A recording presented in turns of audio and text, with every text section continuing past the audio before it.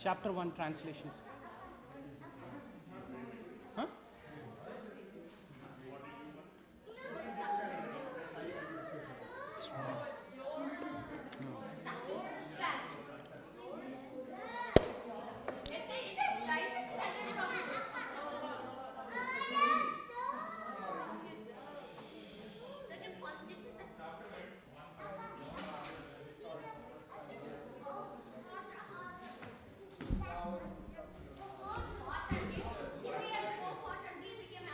Hare Krishna.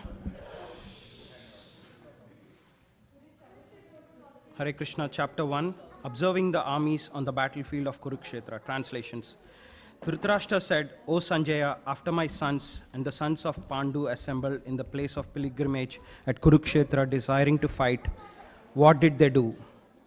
Sanjaya said, O king, after looking over the army arranged in military formation by the sons of Pandu, King Duryodhana went to his teacher and spoke the following words. O my teacher, behold the great army of the sons of Pandu, so expertly arranged by your intelligent disciple, the son of Drupada.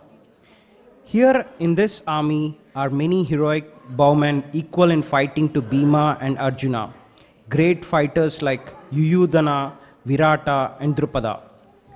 There are also great heroic, powerful fighters like Drushtaketu, Chekitana, Kashiraja, Purujit, Kunti Boja and Saibya. They are the mighty Yudhamanyu, the very powerful Uttamoja, the son of Subhadra and the sons of Draupadi. All these warriors are great chariot fighters. But for your information, O best of the Brahmanas, let me tell you about the captains who are especially qualified to lead my military force.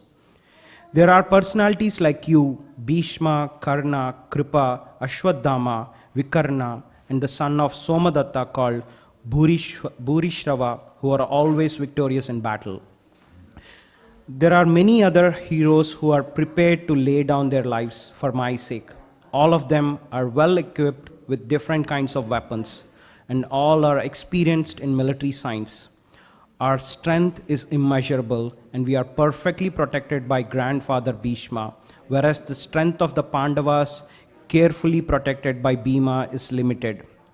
All of you must now give full support to grandfather Bhishma as you stand at your respective strategic points of entrance into the phalanx of the army. Then Bhishma, the great valiant grandsire of the Kuru dynasty, the grandfather of the fighters, blew his conch shell very loudly, making a sound like the roar of a lion, giving Duryodhana joy. After that, the conch shells, drums, bugles, trumpets, and horns were all suddenly sounded, and the combined sound was tumultuous. On the other side, both Lord Krishna and Arjuna, stationed on a great chariot drawn by white horses, sounded their transcendental conch shells. Lord Krishna blew his conch shell called Panchajanya, Arjuna blew his the Devadatta, and Bhima, the voracious eater and performer of a Herculean task, blew his terrific conch shell called Poundra. King Yudhishthira, the son of Kunti, blew his conch shell, the Ananta Vijaya, and Nakula and Sahadeva blew the Sugosha and Manipushpaka. That great archer, the king of Kasi, the great fighter Shikandi, Drushtayubna, Virata, the unconquerable Satyaki, Drupada, the sons of Draupadi and others, O king, such as the mighty armed son of Subhadra, all blew their respective conch shells. The blowing of these different conch shells became uproarious, vibrating both in the sky and on the earth. It shattered the hearts of the sons of Dhritarashtra. At that time, Arjuna, the son of Pandu, seated in the chariot, bearing the flag marked with Hanuman, took up his bow and prepared to shoot his arrows. O king, after looking at the sons of Dhritarashtra drawn in military array, Arjuna then spoke to Lord Krishna these words. Arjuna said, O infallible one, please draw my chariot between the two armies so that I may see those present here who desire to fight and with whom I must contend in this great trial of arms. Let me see those who have come here to fight. wishing to please the evil-minded son of Dhritarashtra. Sanjaya said, O descendant of Bharata, having thus been addressed by Arjuna, Lord Krishna drew up the fine chariot in the midst of the armies of both parties.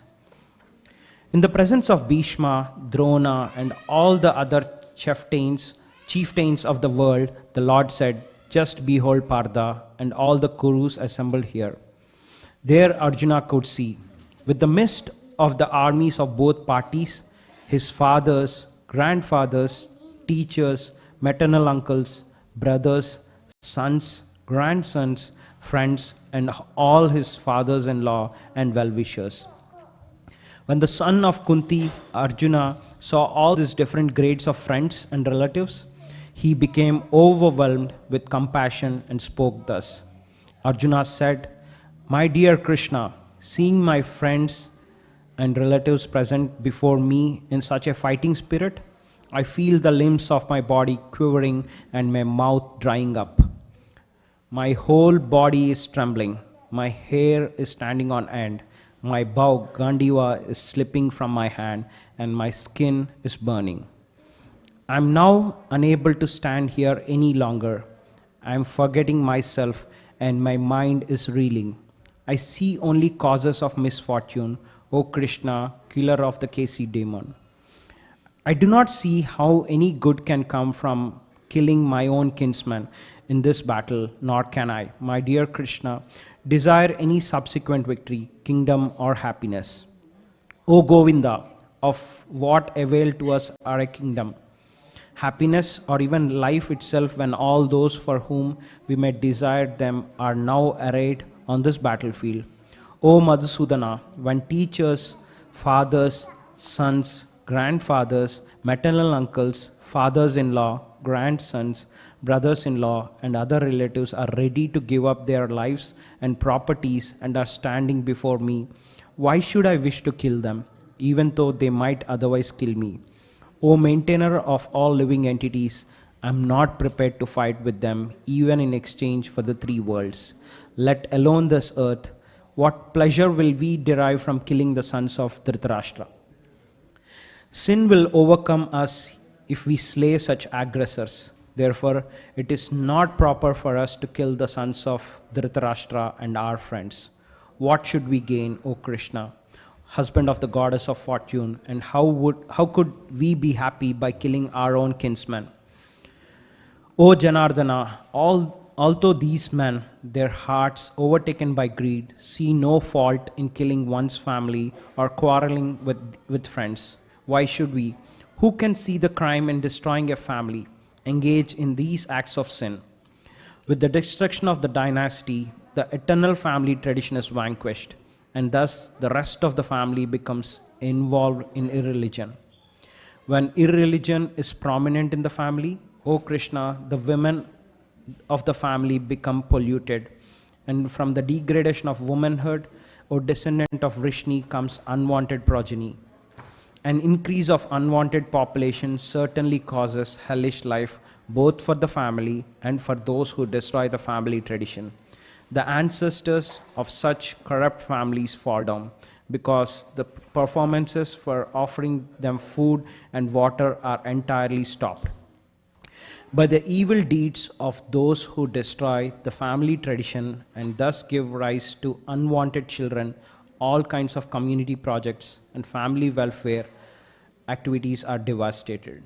O Krishna, maintainer of the people, I have heard by disciplic succession that those whose family traditions are destroyed dwell always in hell. Alas, how strange it is that we are preparing to commit greatly sinful acts, driven by the desire to enjoy royal happiness. We are intent on killing our own kinsmen. Better for me if the sons of Dhritarashtra, weapons in hand, were to kill me unarmed and unresisting on the battlefield. Sanjaya said, Arjuna, having thus spoken on the battlefield, cast aside his bow and arrows and sat down on the chariot, his mind overwhelmed with grief. Hare Krishna. End of chapter 1.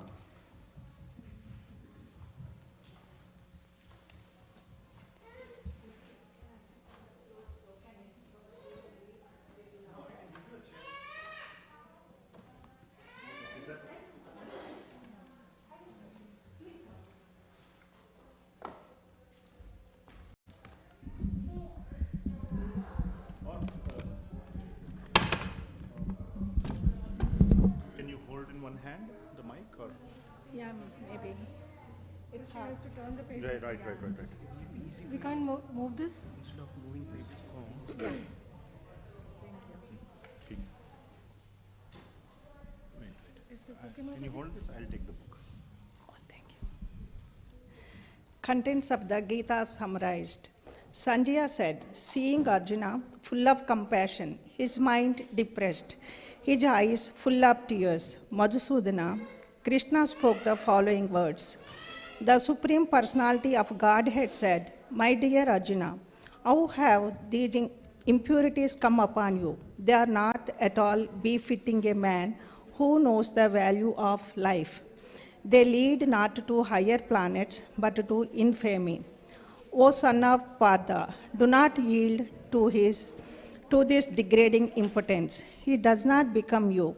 Give up such petty weakness of heart and arise, O chastiser of the enemy.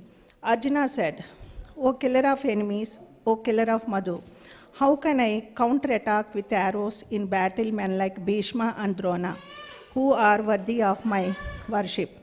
It would be better to live in this world by begging than to live at the cost of the lives of great souls who are my teachers. Even though desiring worldly gain, they are superiors. If they are killed, everything we enjoy will be tainted with blood. Nor do we know which is better, conquering them or being conquered by them. If we kill the sons of Dhritarashtra, we should not care to live. Yet they are now standing before us on the battlefield. Now I am confused about my duty and have lost all composure because of miserly weakness. In this condition, I am asking you to tell me for certain what is best for me. Now I am your disciple and a soul surrendered unto you. Please instruct me. I can find no means to drive away this grief which is drying up my senses. I will not be able to dispel it even if I win a prosperous, unrivaled kingdom on earth with sovereignty like the demigods in heaven. Sanjaya said, having spoken thus, Arjuna, chastiser of enemies, told Krishna, Govinda, I shall not fight. And fell silent.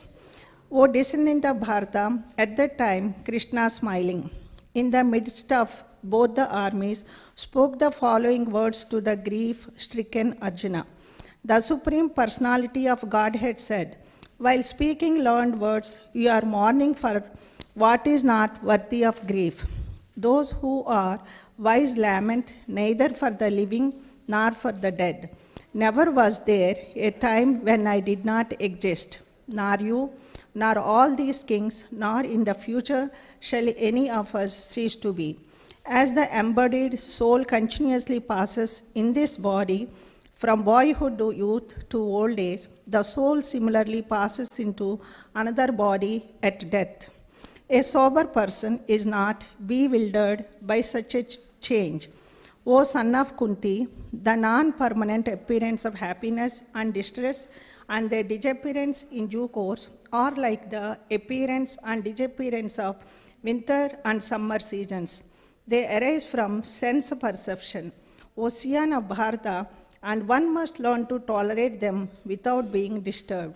O best among men, Arjuna, the person who is not disturbed by happiness and distress and is steady in both is certainly eligible for liberation. Those who are seers of the truth have concluded that of the non-existent, the material body, there is no endurance, and of the eternal, the soul, there is no change. This they have concluded by studying the nature of both. That which pervades the entire body, you should know to be indestructible. No one is able to destroy that imperishable soul. The material body of the indestructible, immeasurable, and eternal living entity is sure to come to an end. Therefore, fight, O descendant of Bharata. Neither he who thinks the living entity the slayer, nor he who thinks it slain is in knowledge. For the self slays not, nor is slain. For the soul, there is neither birth nor death at any time. He has not come into being, does not come into being. and will not come into being. He is unborn, eternal, ever existing, and primeval. He is not slain when the body is slain. O Partha, how can a person who knows that the soul is indestructible, eternal, unborn, and immutable kill anyone or cause anyone to kill? As a person puts on new garments, giving up old ones, the soul similarly accepts new material bodies, giving up the old and useless ones. The soul can never be cut to pieces by any weapon, nor burned by fire, nor moistened by water, nor withered by the wind. This individual soul is unbreakable and insoluble and can be neither burned nor dried. He is everlasting, present everywhere, unchangeable, immovable, and eternally the same. It is said that the soul is invisible, inconceivable,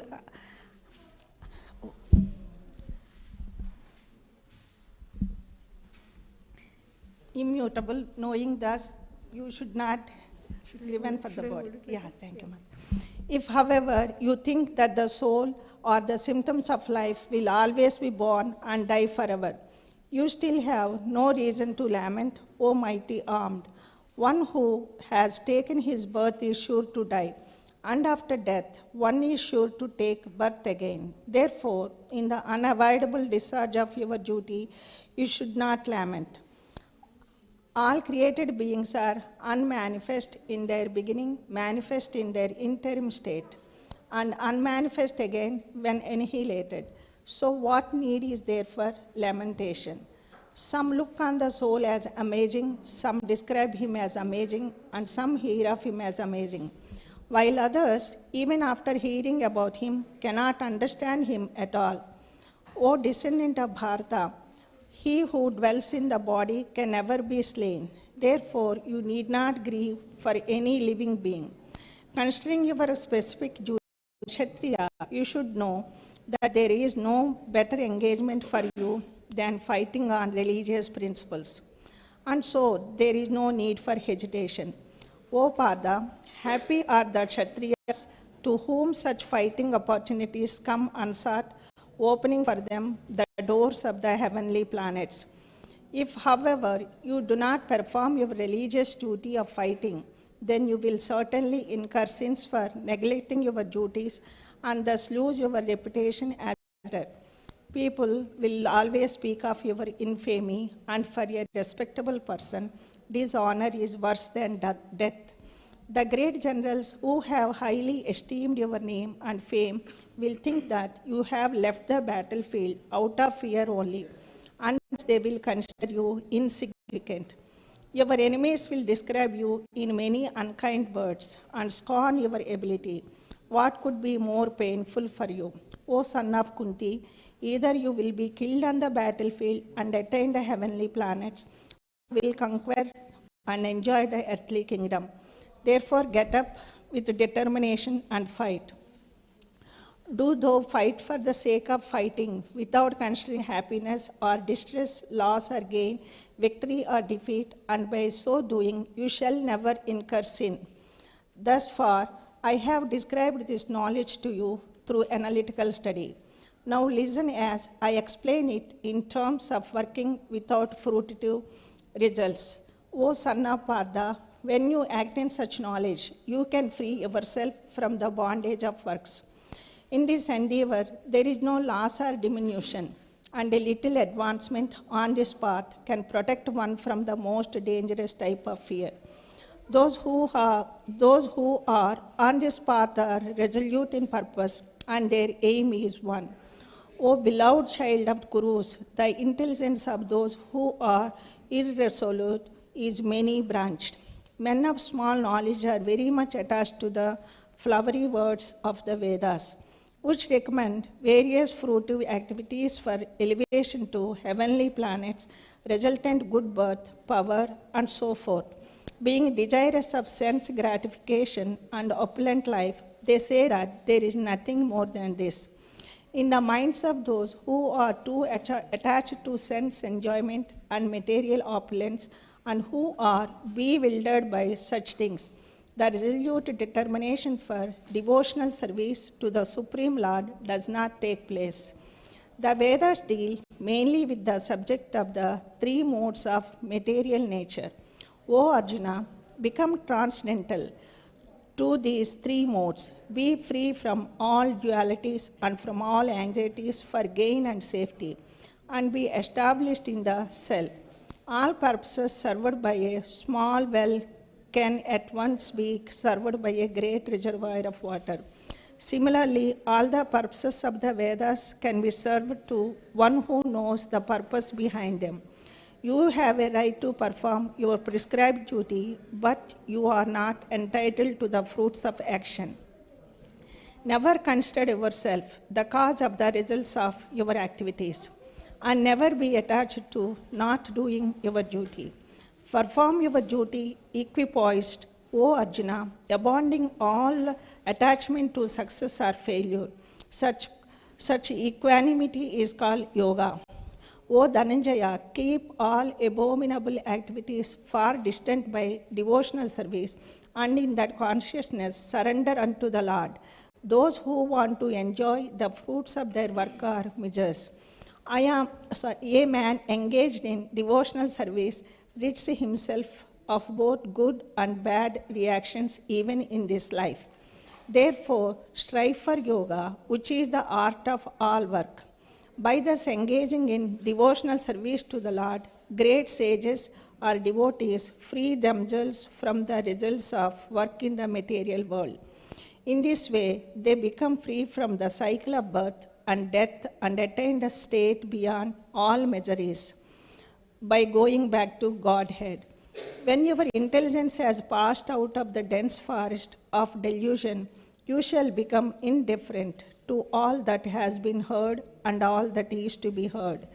When your mind is no longer disturbed by the flowery language of Vedas, and when it remains fixed in the trance of self-realization, then you will have attained the divine consciousness. Arjuna said, O Krishna, what are the symptoms of one whose consciousness is thus merged in transcendence? How does he speak? And what is his language? How does he sit? And how does he walk? The Supreme Personality of Godhead said, O Partha, when a man gives up all varieties of desire for sense gratification, which arise from mental concoction, and when his mind, thus purified, finds satisfaction in the self alone, then he is said to be in pure transcendental consciousness. One who is not disturbed in mind, even amidst the threefold miseries, or elated when there is happiness, and who is free from attachment, fear, and anger, is called a sage of steady mind. In the material world, one who is unaffected by whatever good or evil he may obtain, neither praising it nor despising it, is firmly fixed in perfect knowledge. One who is able to withdraw his senses from sense objects as the tortoise draws its limbs within the shell is firmly fixed in perfect consciousness. Though the embodied soul may be restricted from sense enjoyment, the taste for sense objects remains, but ceasing such engagements by experiencing a higher taste, he is fixed in consciousness. The senses are so strong and impetuous, O Arjuna, that they forcibly carry away the mind, even of a man of discrimination who is endeavoring to control them. One who restrains his senses, keeping them under full control, and fixes his consciousness upon me, is known as a man of steady intelligence. While contemplating the objects of the senses, the person develops attachment for them, and from such attachment lust develops, and from lust anger arises. From anger, complete delusion arises, and from delusion, bewilderment of memory. When memory is bewildered, intelligence is lost, and when intelligence is lost, one falls down again into the material pool. But a person free from all attachment and aversion and able to control his senses through regulative principles of freedom can obtain the complete mercy of the Lord. For one thus satisfied in Krishna consciousness, the threefold miseries of material existence exist no longer. In such satisfied consciousness, one's intelligence is soon well established. One who is not connected with the Supreme in Krishna consciousness can have neither transcendental intelligence nor a steady mind, without which there is no possibility of peace. And how can there be any happiness without peace? As a strong wind sweeps away a boat on the water, even one of the roaming senses on which the mind focuses can carry away a man's intelligence. Therefore, O mighty armed, one whose senses are restrained from their objects is certainly of steady intelligence. What is night for all beings is the time of awakening for the self-control, and the time of awakening for all beings is night for the introspective sage. A person who is not disturbed by the incessant flow of desires that enter like rivers into the ocean, which is ever being filled but is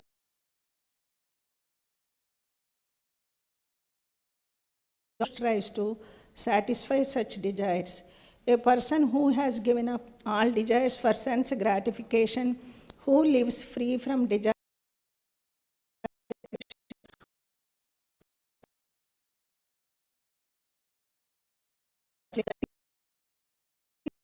and godly life, after attaining which a man is not bewildered. If one is thus situated even at the hour of death, one can enter into the kingdom of God. Hare Krishna. Thank you, Mataji. Thank you very much, Mataji. You helped me a lot.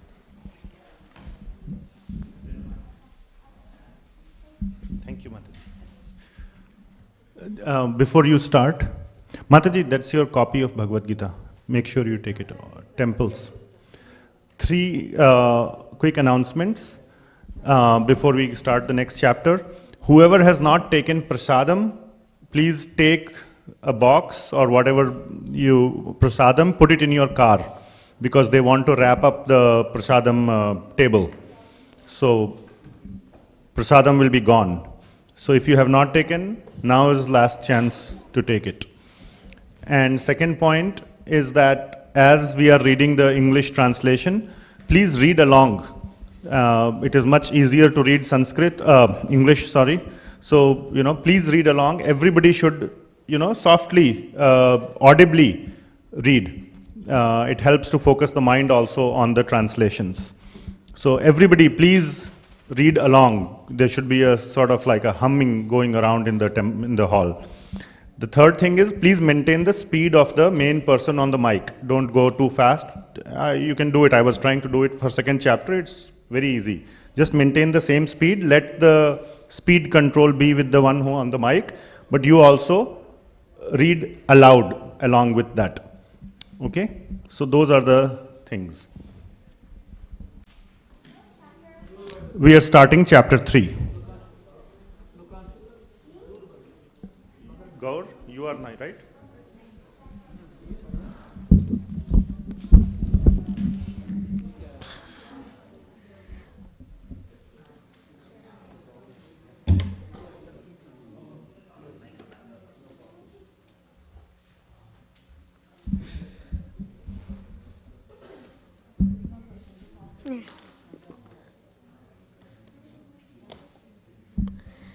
Chapter 3 Karma Yoga.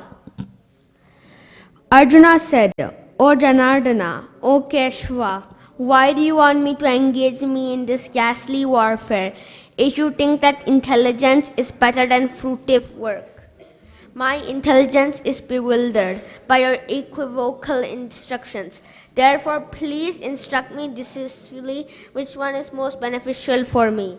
The Supreme Personality of Godhead said, O sinless Arjuna, I have already explained there are 2 classes of men who try to realize the self. Some are inclined to understand it by empirical philosophical speculation, and others by devotional service. Not by merely abstaining from work can one achieve freedom from reaction, nor by renunciation alone can one attain perfection. Everyone is forced to act helplessly according to the qualities he has acquired from the modes of material nature. Therefore, no one can refrain from doing something, not even from a moment. One who restrains the senses of action but whose mind dwells on sense objects certainly deludes himself and is called a pretender. Perform your prescribed duty, for doing so is better than not working. One cannot even maintain one physical body without work. Work done as a sacrifice for Vishnu has to be performed. Otherwise, work causes bondage in the material world. Therefore, O son of Kunti, perform your prescribed duties for his satisfaction, and in that way you will remain free from bondage. In the beginning of the creation, the Lord of all creatures sent forth generations of men and demigods, along with sacrifices for Vishnu, and blessed them by saying, "Be thou happy for this yagna," sacrifice, because its performance will bestow upon you everything desirable for living happily and achieving liberation. The demigods, being pleased by sacrifices, will also please you, and thus by cooperation between men and demigods, prosperity will reign for all. In charge of the various necessities of life, the demigods, being satisfied by the performance of the yajna sacrifice, will supply the necessities to you. But he who enjoys such gifts without offering them to the demigods is in return certainly a thief. The devotees of the Lord are released from all kinds of sins because they eat food which is offered first for sacrifice. Others who prepare for personal enjoyment or verily eat only sin. All living bodies subsist on food grains, which are produced from the rains. Rains are produced by the performance of yajna sacrifice, and yajnas born of prescribed duties.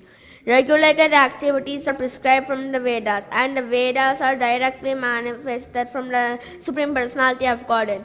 Consequently, the all-pervading transcendence is already eternally situated in the acts of sacrifice.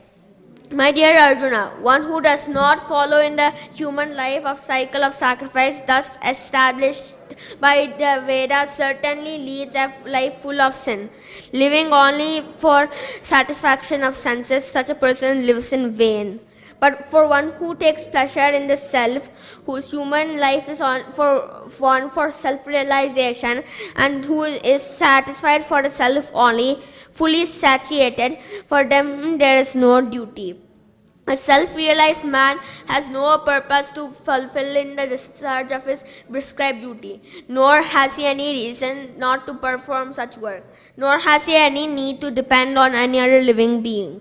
Therefore, without being attached to the fruitive works of activities, one should act as a matter of duty. For by working without attachment, one attains the supreme. Kings such as Janaka attained perfection solely by performance and prescribed duties. Therefore, just for the sake of educating the people in general, you should perform your work. Whatever action a great man performs, common men follow, and whatever standards he sets by exemplary as all the world pursues. O son of Pritha, there is no work prescribed for me within all the three planetary systems. Nor am I in want of anything, nor am I in need of obtaining anything, and yet I am engaged in prescribed duties. For if I ever fail to engage in carefully performing prescribed duties, O Partha, certainly all people would follow my path. If I did not perform prescribed duties, all these worlds would be put into ruination. I would be the cause of creating unwanted population, and I would therefore destroy the peace of all living beings. As the ignorant perform their duties with attachment to results, the learned may similarly act, but without attachment, for the sake of leading people on the right path. So as not to disrupt the mind of ignorant men attached to the fruitive results of prescribed duty, a learned person should not be induced them to stop work. Rather, by working in the spirit of devotion, he should engage them in all sorts of activities for the gradual development of Krishna consciousness. The spirit soul is bewildered by the influence of false ego, thinks himself the doer of all activities that are actually carried out by the three modes of material nature. One who in knowledge of the absolute truth or mighty armed does not engage himself in the senses and sense gratification, knowing well the differences between in devotion and work for fruitive results. Bewildered by the modes of material nature, the ignorant fully engage themselves in material activities and become attached. But the wise should not unsettle them, although these duties are inferior due to the performer's lack of knowledge. Therefore, O Arjuna, surrender all your work unto me, with full knowledge of me, without desires for profit, with no claims to proprietorship, and free from the lethargy. Fight. Those persons who executed duty according to my injunctions and who follow in their this teaching faithfully without envy become free from the bondage of fruitive results. But those who out of envy disregard these teachings and do not follow them are to be considered bereft of all knowledge, befooled, and run to their endeavors for perfection. Even a man of knowledge acts according to his own nature, for everyone follows the nature he has acquired from the three modes. What can repression accomplish? There are principles to regulate attachment and aversion pertaining to the senses and their objects. One should not come under the control of such attachment and aversion because they are stumbling blocks on the path of self-realization. It is far better to discharge one's prescribed duty, even though faultily, than others' duties perfectly. Destruction is the course of performing one's duty is one's own duty is better than engaging in other duties, for to follow another path is dangerous. Arjuna said, O descendant of Vishnu, by what is one impelled to sinful acts, even unwillingly, as if engaged by a force? The Supreme Personality of God had said, it is lust only, Arjuna, which is born of contact with the material mode of passion and later transformed into wrath, and which is the all-devouring sinful enemy of this world. As fire is covered by smoke, as a mirror is covered by dust, or as the embryo is covered by the womb, the living entity is similarly covered by the different degrees of lust. Thus, the wise living entity's pure consciousness becomes covered by his internal enemy in the form of lust, which is never satisfied and which burns like fire. The senses, the mind, and intelligence are in the sitting places of this lust. Through them, lust covers the real knowledge of the living entity and bewilders them. Therefore, Arjuna, best of the Bharatas, in the very beginning curbed this great symbol of sin, lust, by regulating the senses and slaying this destroyer of knowledge and self-realization. The working senses are superior to dull matter, and mind is higher than the senses. Intelligence is still higher than the mind, and the soul, is even higher than the intelligence. Thus, knowing oneself to be the transcendental to the material senses, mind and intelligence, O mighty armed Arjuna, one should steady the mind by deliberate spiritual intelligence, Krishna consciousness, and thus by spiritual strength conquer this insatiable enemy known as lust. Thus ends the Bhaktivedanta purports to the 3rd chapter of the Srimad Bhagavad Gita in the matter of karma yoga, or the discharge of one's prescribed duty in Krishna consciousness. Hare Krishna.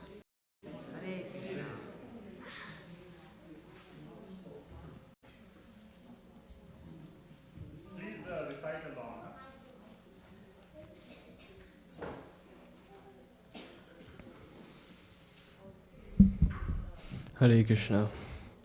Chapter 4, Transcendental Knowledge.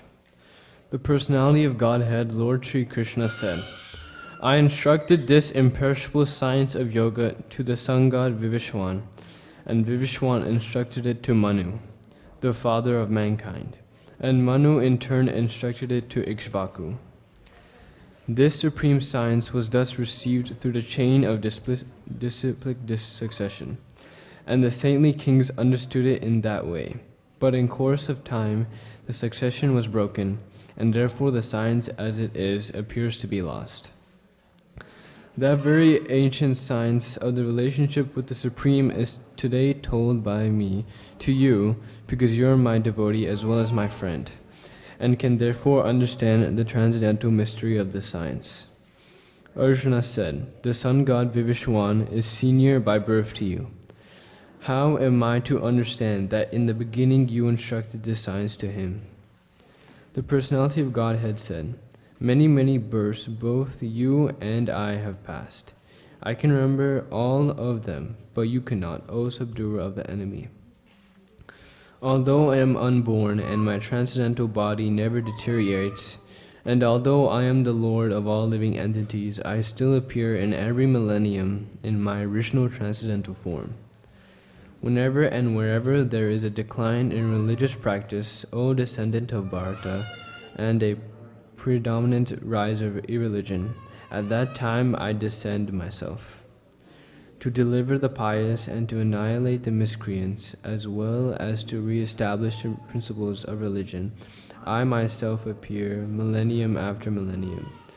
One who knows the transcendental nature of my appearance and activities does not, upon leaving the body, take his birth again in this material world, but attains my eternal abode, O Arjuna.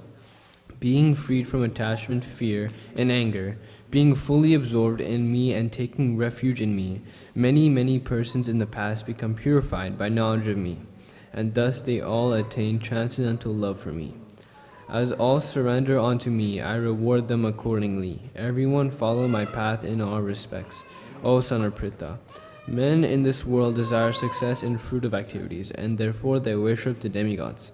Quickly, of course, men get results from fruitive work in the world.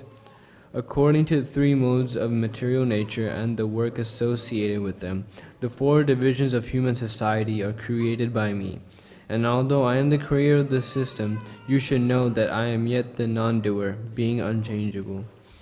There is no work that affects me, nor do I aspire for the fruits of action.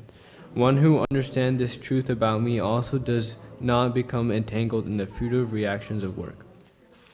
All the liberation souls in ancient times acted with this understanding of my transcendental nature. Therefore you should perform your duty, following in their footsteps. Even the intelligent are bewildered in determining what is action and what is inaction. Now I shall explain to you what action is, knowing which you shall be liberated from all misfortune. Intricacies of action are very hard to understand.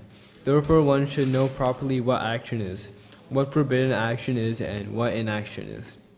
One who sees an action in an action and action in an action is intelligent among men, and he is a transcendental position, although engaged in all sorts of activities. One who understood to be in full knowledge, whose every endeavor is devoid of desire for sense gratification, he is said by sages to be a worker for whom the reactions of work have been burned up by the fire of perfect knowledge. Abandoning all attachments to the results of his activities, ever satisfied and independent, he performs no fruitive action, although engaged in all kinds of undertakings. Such a man of understanding acts with mind and intelligence perfectly controlled, gives up all sense of proprietorship over his possessions, and acts only for the bare necessities of life. Thus working, he is not affected by sinful reactions. He who is satisfied with gain which comes of its own accord, who is free from duality and does not envy, who is steady in both success and failure, is never entangled, although performing actions. The work of a man who is unattached to the modes of material nature, and who is fully situated in transcendental knowledge, merges entirely into transcendence. A person who is fully absorbed in Krishna consciousness is sure to attain the spiritual kingdom because of his full contribution to spiritual activities, in which the consummation is absolute, and that which is offered is of time spiritual nature. Some yogis perfectly worship the demigods by offering different sacrifices to them, and some offer sacrifices in the fire of the Supreme Brahman. Some, the unadulterated brahmachari, sacrifice the hearing process and the senses in the fire of mental control. And others, the regulated householders, sacrifice the objects of the senses in the fire of the senses. Others who are interested in achieving self-realization through control of the mind and senses offer the functions of all the senses and of the life breath as obligations into the fire of the controlled mind. Having accepted strict vows, some become enlightened by sacrificing their possessions, and others by performing severe austerities, by practicing the yoga of eightfold mysticism, or by studying the Vedas to advance in transcendental knowledge. Still, others who are inclined to the process of breath restraint to remain in trance practice by offering the movement of the outgoing breath into the incoming, and the incoming breath into the outgoing, and thus at last remain in trance, stopping all breathing. Others, curtailing the eating process, offer the outgoing breath into itself as a sacrifice. All these performers who know the meaning of sacrifice become cleansed of sinful reactions, and having tasted the nectar of the results of sacrifices, they advance toward the supreme eternal atmosphere. O best of the Kuro dynasty, without sacrifice one can never live happily on this planet or in this life. What then of the next? All of these different types of sacrifice are approved by the Vedas, and all of them are born of different types of work. Knowing them as such, you will become liberated. O chastiser of the enemy, the sacrifice performed in knowledge is better than the most mere sacrifice of material possessions. After all, O son of Pritha, all sacrifices of work culminate in transcendental knowledge. Just try to learn the truth by approaching a spiritual master, inquiring from him submissively, and render service unto him. The self-realized souls can impart knowledge unto you because they have seen the truth. Having obtained real knowledge from self-realized soul, you will never fail again into such illusions. For by this knowledge you will see that all living beings are but part of the Supreme, or in other words, that they are mine. Even if you were considered to be the most sinful of all sinners, when you are situated in the boat of transcendental knowledge, you will be able to cross over the ocean of miseries. As a blazing fire turns firewood to ashes, O Arjuna, so does the fire of knowledge burn to ashes all reactions to material activities. In this world there is nothing so sublime and pure as transcendental knowledge. Such knowledge is the mature fruit of all mysticism, and one who has become accomplished in the practice of devotional service enjoys this knowledge within himself in due course of time. A faithful man who is dedicated to transcendental knowledge and who subdues his sense ineligible to achieve such knowledge, and having achieved it, he quickly attains the supreme spiritual peace.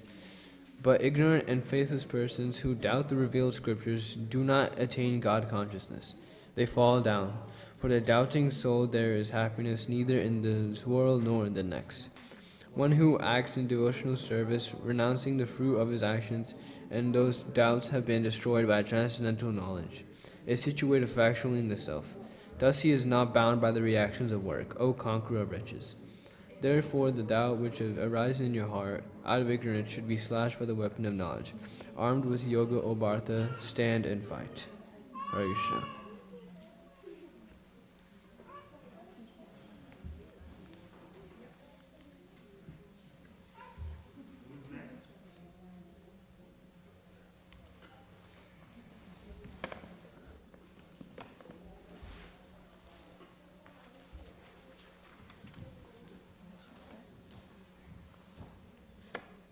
All translations by His Divine Grace, A.C. Bhaktivedanta Swami Prabhupada Ki Jai.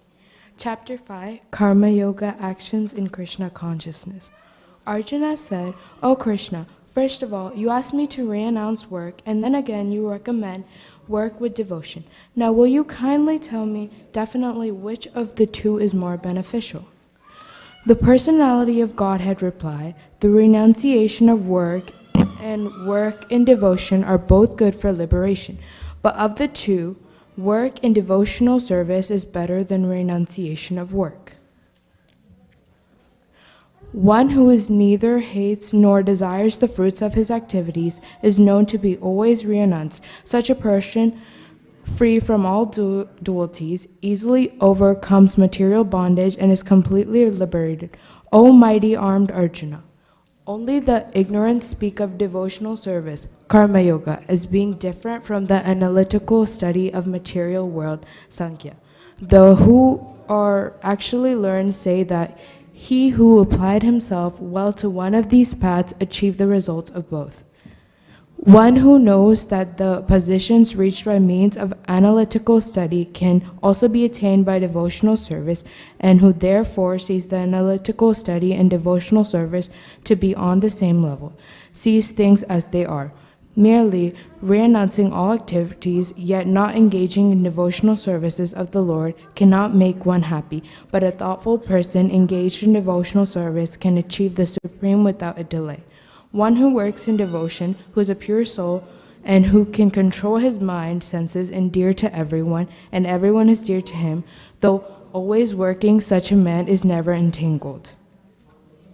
A person in the divine consciousness, although engaged in seeing, hearing, touching, smelling, eating, moving about, sleeping, and breathing, always knows within himself that he actually does nothing at all, because while speaking, evacuating, receiving, or opening or closing his eyes, he always knows that only the material senses are engaged with their objects, and that he is aloof from them.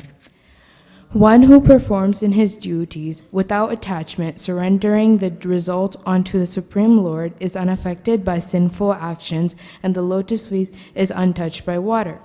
The yogis, abandoning attachment, act with body, mind, intelligence, and even with the senses, only for the purpose of purification. The stable devoted soul attains unadulterated peace because he offers the results of all activities to me, whereas a person who is not in union with the divine, who is greedy for the fruits of his labor, becomes entangled. When the embodied living being controls his nature and mentally renounces all action, he resides happily in the city of 9 gates, the material body, neither working nor causing work to be done. The embodied spirit, master of the city of his body, does not create activities, nor does he induce people to act, nor does he create the fruits of action. All this is enacted by modes of material nature.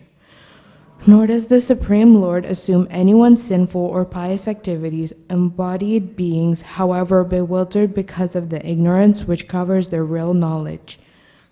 When, however, one is enlightened with the knowledge by which nescience is destroyed, then his knowledge reveals everything as the sun lights up everything in the daytime. When one intelligence, mind, faith, and refuge are all fixed in the Supreme, the one becomes fully cleansed of misgiving, the complete knowledge, and thus proceeds straight on the path of liberation. The humble sages, by virtue of true knowledge, see with equal vision and learn a gentle brahmana, a cow, an elephant, a dog-eater, outcast. Those whose minds are established in the sameness, equanimity, have already conquered the conditions of birth and death. They are flawless like Brahman, and thus they are already situated in Brahman. A person who neither rejoices upon achieving something pleasant nor laments upon obtaining something unpleasant, who is self-indulgent, who is unbewildered, who knows the signs of God, is already situated in transcendence. Such a liberated person is not attracted to material senses pleasure, but is always in trance, enjoying the pleasure within. In this way, the self-realized person enjoys unlimited happiness, for he concentrates on the Supreme. An intelligent person does not take part in the sources of misery, which are due to the contact of the material senses. O son of Kunti, such pleasures have beginning and end, so the wise man does not delight in them. Before giving up the present body, if one is able to tolerate the urge of material senses and check force of desire and anger, he is always situated and is happy in this world. One whose happiness is within, who is active and rejoices within, whose aim is inward, is actually perfect mystic. He is liberated in the Supreme, and ultimately he attains the Supreme.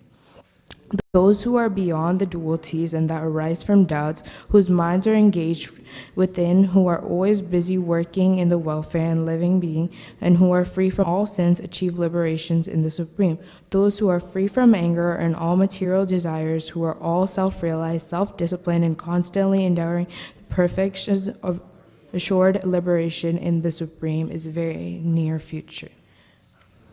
shutting out all external sense of object, keeping the eyes and vision concentrated between the two eyebrows, suspending the inward and outward breaths within the nostrils, and thus controlling the mind, senses, intelligence in the transcendental aiming liberation, becomes free from all desire, fear, and anger.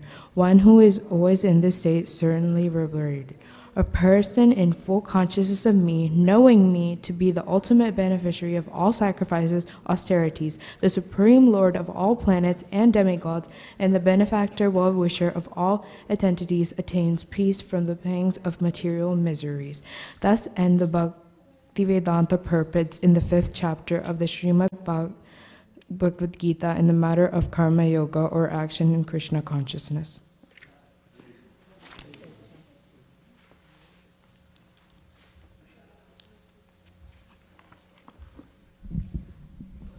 All translations by His Divine Grace A.C. Bhaktivedanta Swami Srila Prabhupada ki Jai. Hare Krishna. Chapter 6. The Supreme Personality of Godhead said, one who is unattached to the fruits of his work and who works as he is obligated is in the renounced order of life. And he is the true mystic, not he who lights no fire and performs no duty. What is called renunciation, you should know to be the same as yoga, or linking oneself with the Supreme. O son of Pandu, for one can never become a yogi unless he renounces the desire for sense gratification. For one who is a neophyte in the 8-hole yoga system, work is said to be the means. And for one who is already elevated in the yoga, cessation of the all material activity is said to be the means. A person is said to be elevated in yoga when having renounced all material desires, neither in fruitive activities. One must deliver himself with the help of his mind and not degrade himself. The mind is the friend of his enemy. For whom who has conquered the mind is the best of friends. But for one who has failed to do so, his mind will remain the greatest enemy. For one who has conquered the mind, the super soul is already reached. For one who has attained tranquility, to such a man, happiness and distress, heat and cold, honor and dishonor are all the same. A person is said to be established in self-realization and is called a yoga or mystic when he is fully satisfied by virtue of acquired knowledge and realization. Such a person is situated in transcendence and is self-controlled. He sees everything, stones or gold, as the same. A person is considered still further and advanced when he regards honest, well-wishers, affectionate,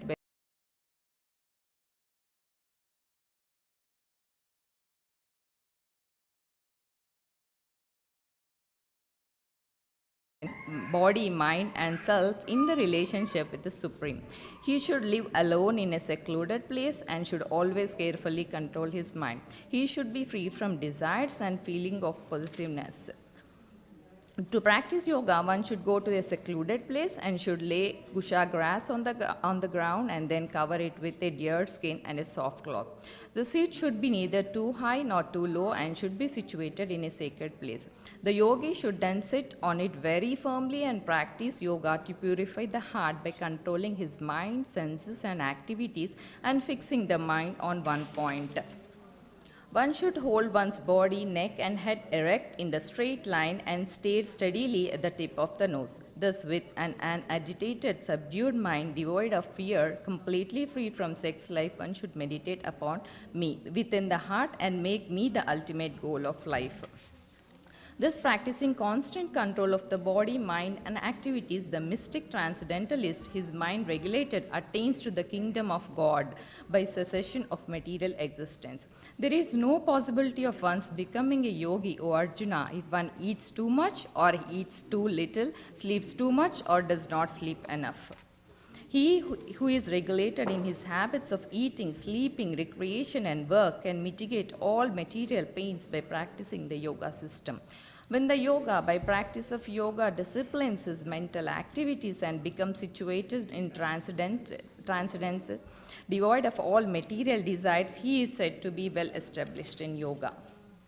As a lamp is in a windless place does not waver, so the transcendentalist whose mind is controlled remains always steady in his meditation on the transcendent self. In the stage of perfection called trance or samadhi, one's mind is completely restrained from material mental activities by the practice of yoga. This perfection is characterized by one's ability to see the self by the pure mind, to relish and rejoice in the self. In that joyous state, one is situated in boundless transcendental happiness realized through transcendental senses. Established thus, one never departs from the truth, and upon gaining this, he thinks there is no greater gain. Being situated in such a position, one is never shaken, even in the midst of great difficulty. This is indeed actual freedom from all miseries arising from material contact. One should engage oneself in the practice of yoga with determination and faith and not deviated from on the path. One should abandon without exception all material desires born of mental speculation and thus control all senses on all sides by the mind.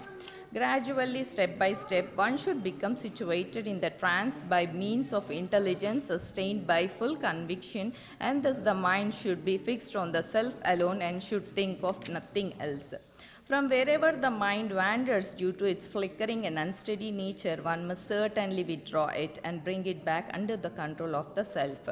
The yogi whose mind is fixed on me verily attains the highest perfection of transcendental happiness. He is beyond the modes of passion. He realizes his qualitative identity with the Supreme, and thus he is freed from all reaction of past deeds. Thus, the self-controlled yogi, constantly engaged in yoga practice, becomes free from all material contamination and achieves the highest stage of perfect happiness in the transcendental loving service of Lord. A true yogi observes me in all beings and also sees very being in me. Indeed, the self-realized person sees me, the same Supreme Lord, everywhere. For one who sees me everywhere and sees everything in me, I am never lost, nor he is ever lost to me. Such a yogi who engages in the worshipful service of the Super Soul, knowing that I and the Super Soul within all creatures are one, remains always in me in all circumstances. He is a perfect yogi who, by comparison to his own self, sees the true equality of all beings in both their happiness and distress, O Arjuna. Arjuna said, O Madhusudana, the system of yoga which you have summarized appears impractical and unendurable to me, for the mind is restless and unsteady. The mind is restless, turbulent, obstinate, and very strong, O Krishna, and to subdue it, I think it is more difficult than controlling the wind. Lord Sri Krishna said, O mighty armed, O son of Kunti, it is undoubtedly very difficult to curb the restless mind, but it is possible by suitable practice and by detachment. For one whose mind is unbridled, self-realization is difficult work, but he whose mind is controlled and who strives by appropriate means is assured of success. That is my opinion. Arjuna said, O Krishna, what is the destination of the unsuccessful transcendentalist who in the beginning takes to the process of self-realization with faith, but who later desists due to worldly mindedness and thus does not attain perfection in mysticism? O mighty armed Krishna, does not such a man who is bewildered from the path of transcendences fall away from the both spiritual and material success and perish like a raven cloud with no position in any sphere? This is my doubt, O Krishna, and I ask you to dispel it completely. But for you, no one is found to be who can destroy this doubt. This Supreme Personality of Godhead said, O son of Pritha, a transcendentalist engaged in auspicious activities does not meet with destruction either in the world or in the spiritual world. One who does good, my friend, is never overcome by evil. The unsuccessful yogi, after many years of enjoyment on the planets of pious living entities, is born into a family of righteous people or into a family of rich aristocracy. Or if unsuccessful, after long practice of yoga, he takes his birth in a family of transcendentalists who are surely great in wisdom. Certainly such birth is rare in this world. On taking such a birth, he revives the divine consciousness of his previous life and he again tries to make further progress in order to achieve complete success, O son of Kuru. By virtue of the divine consciousness of his previous life, he automatically becomes attracted to the yogic principles, even without seeking them. Such an inquisitive transcendentalist stands always above the ritualistic principles of the scriptures. And when the yogi engages himself with a sincere endeavor in making further progress, being washed of all contaminations, thus ultimately achieving perfection after many, many births of practice, he attains the supreme goal. The yogi is greater than the ascetic, greater than the empirist, and greater than the fruitive worker. Therefore, O Arjuna, in all circumstances, be a yogi. And of all yogis with one great faith, who always abides in me, thinks of me within himself, and renders transcendental loving service to me, he is the most intimately united with me in yoga, and he is highest of all. That is my opinion. Thus the end of Bhaktivedanta purpose to the 6th chapter of Srimad Bhagavad Gita in the matter of Dhyana Yoga. Hare Krishna.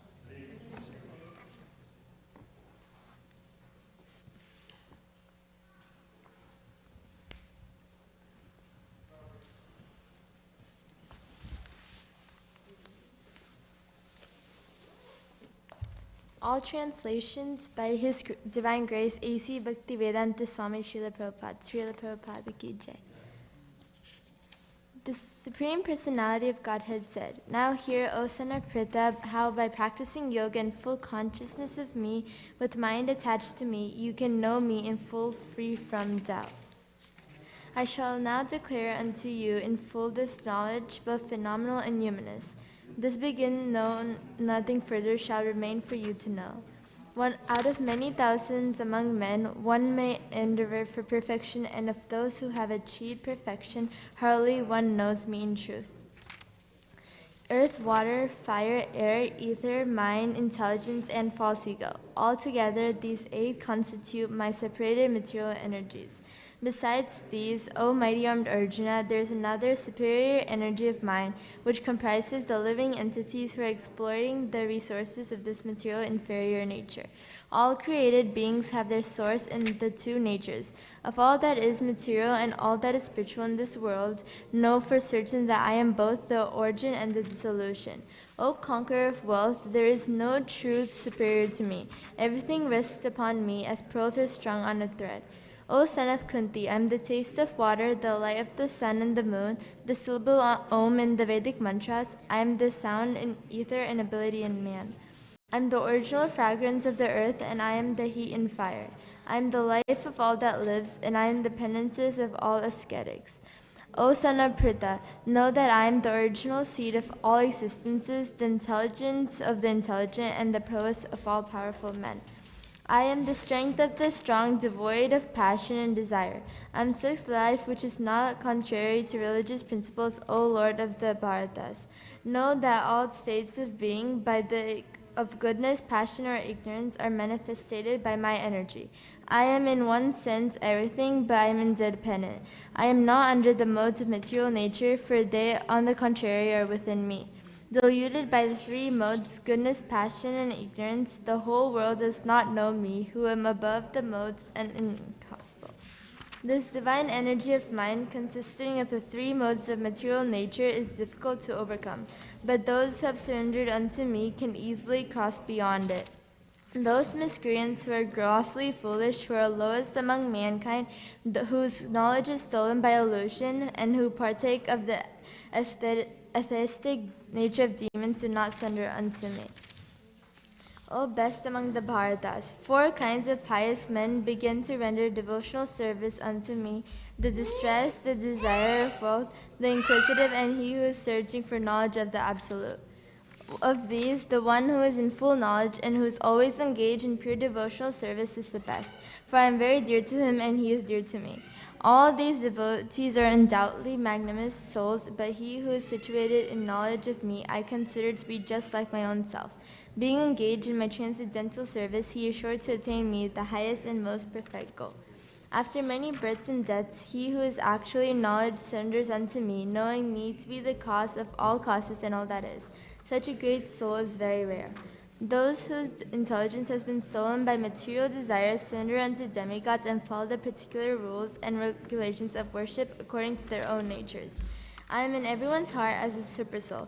As soon as one desires to worship some demigod, I make his fate steady so that he can devote himself to that particular deity. Endowed with such a fate, he endeavors to worship a particular demigod and obtains his desires. But in actuality, these benefits are bestowed by me alone. Men of small intelligence worship the demigods, and their fruits are limited and temporary. Those who worship the demigods go to the planets of the demigods, but my devotees ultimately reach my supreme planet. Unintelligent men who do not know me perfectly think that I, the Supreme Personality of Godhead, Krishna, was impersonal before I have now assumed this personality. Due to their small knowledge, they do not know my higher nature, which is imperishable and supreme.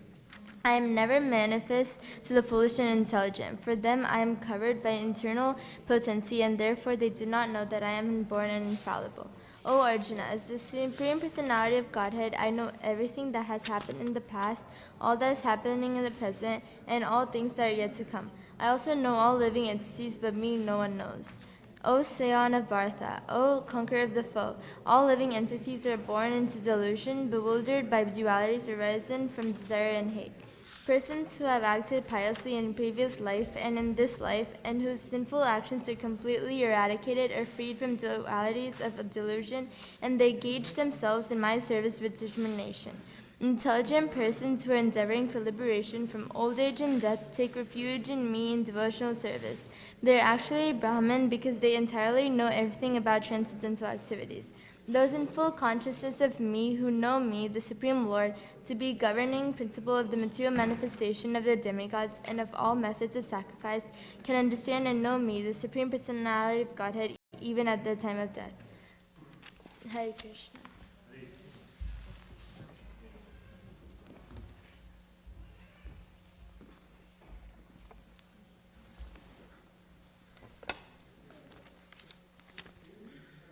All translations are by His Divine Grace, A.C. Bhaktivedanta Swami Srila Prabhupada. Srila Prabhupada ki jai. Arjuna inquired, O my Lord, O Supreme Person, what is Brahman? What is the Self? What are fruitive activities? What is this material manifestation? And what are the demigods? Please explain this to me. Who is the Lord of sacrifice? And how does he live in the body? O Madhusudana, and how can those engaged in devotional service know you at the time of death? The Supreme Personality of Godhead said, the indestructible, transcendental living entity is called Brahman, and his eternal nature is called Adhyatma, the Self. Action pertaining to the development of the material bodies of the living entities is called karma, or fruitive activities. O best of the embodied beings, the physical nature, which is constantly changing, is called Adibhuta, the material manifestation. The universal form of the Lord, which includes all the demigods, like those of the sun and moon, is called Adidaiva. And I, the Supreme Lord, represented as the super soul in the heart of every embodied being, am called Adiyajna, the Lord of sacrifice.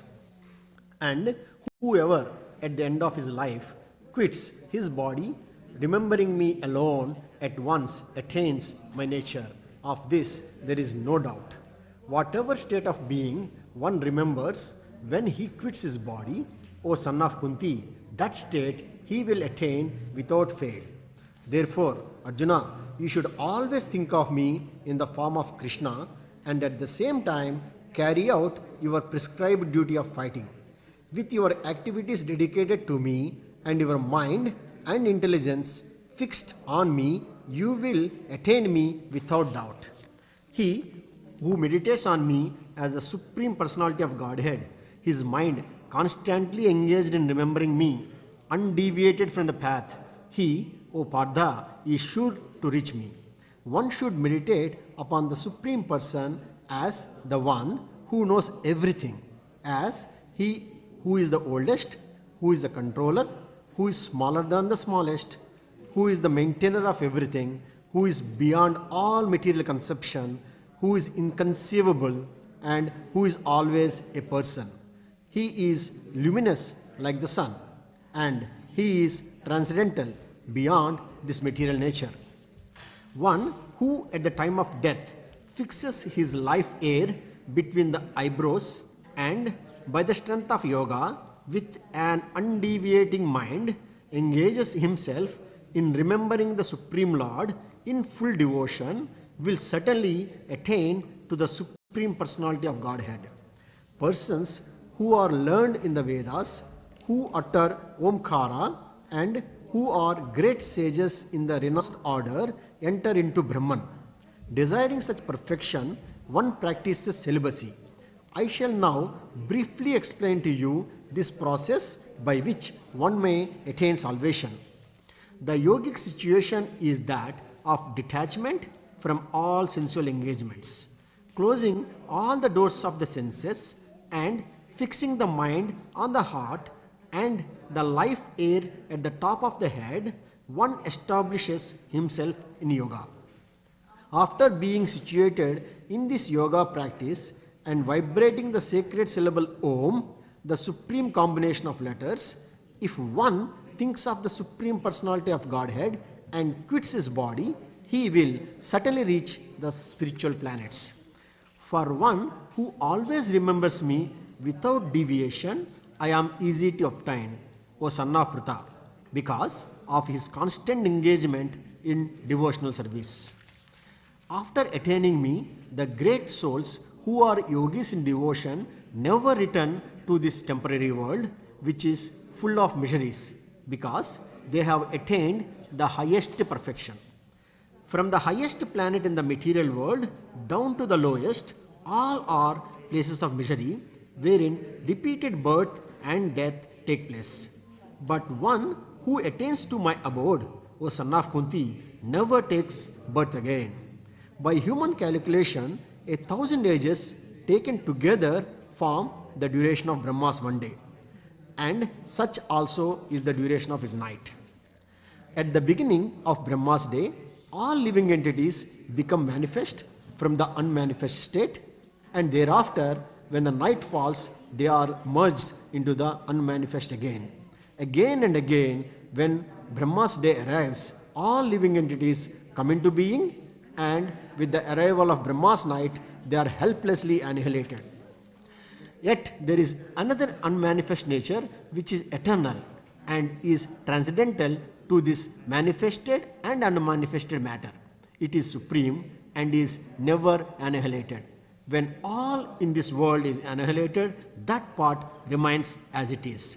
That which the Vedantists describe as unmanifest and infallible, that which is known as the supreme destination, that place from which, having attained it, one never returns, that is my supreme abode. The Supreme Personality of Godhead, who is greater than all, is attainable by unalloyed devotion. Although he is present in his abode, he is all-pervading and everything is situated within him. O best of the Bharatas, I shall now explain to you the different times at which, passing away from this world, the yogi does or does not come back.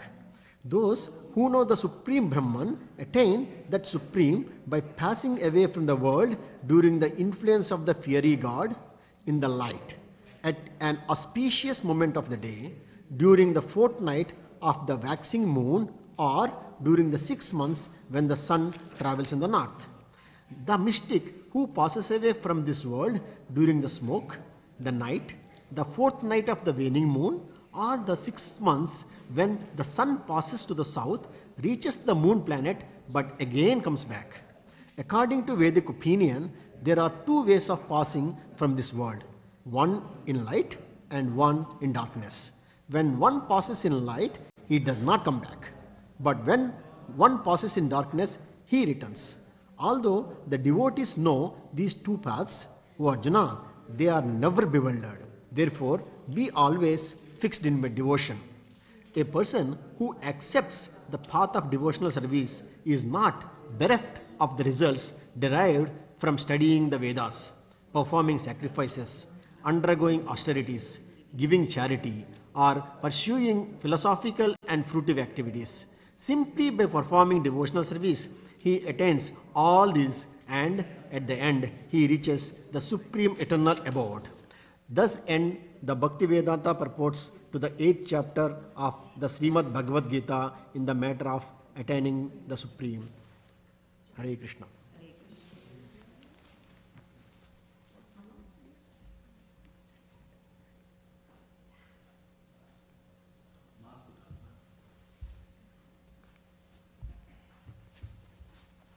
Chapter 9, the most confidential knowledge. The Supreme Personality of Godhead said, "My dear Arjuna, because you are never envious of me, I shall impart to you this most confidential knowledge and realization, knowing which you shall be relieved of the miseries of material existence. This knowledge is the king of education, the most secrets of all secrets. It is the purest knowledge, and because it gives direct perception of the self by realization, it is the perfection of religion. It is everlasting, and it is joyfully performed. Those who are not faithful in this devotional service cannot attain to me, O conqueror of enemies. Therefore they return to the path of birth and death in this material world. By me, in my unmanifested form, this entire universe is pervaded. All beings are in me, but I am not in them.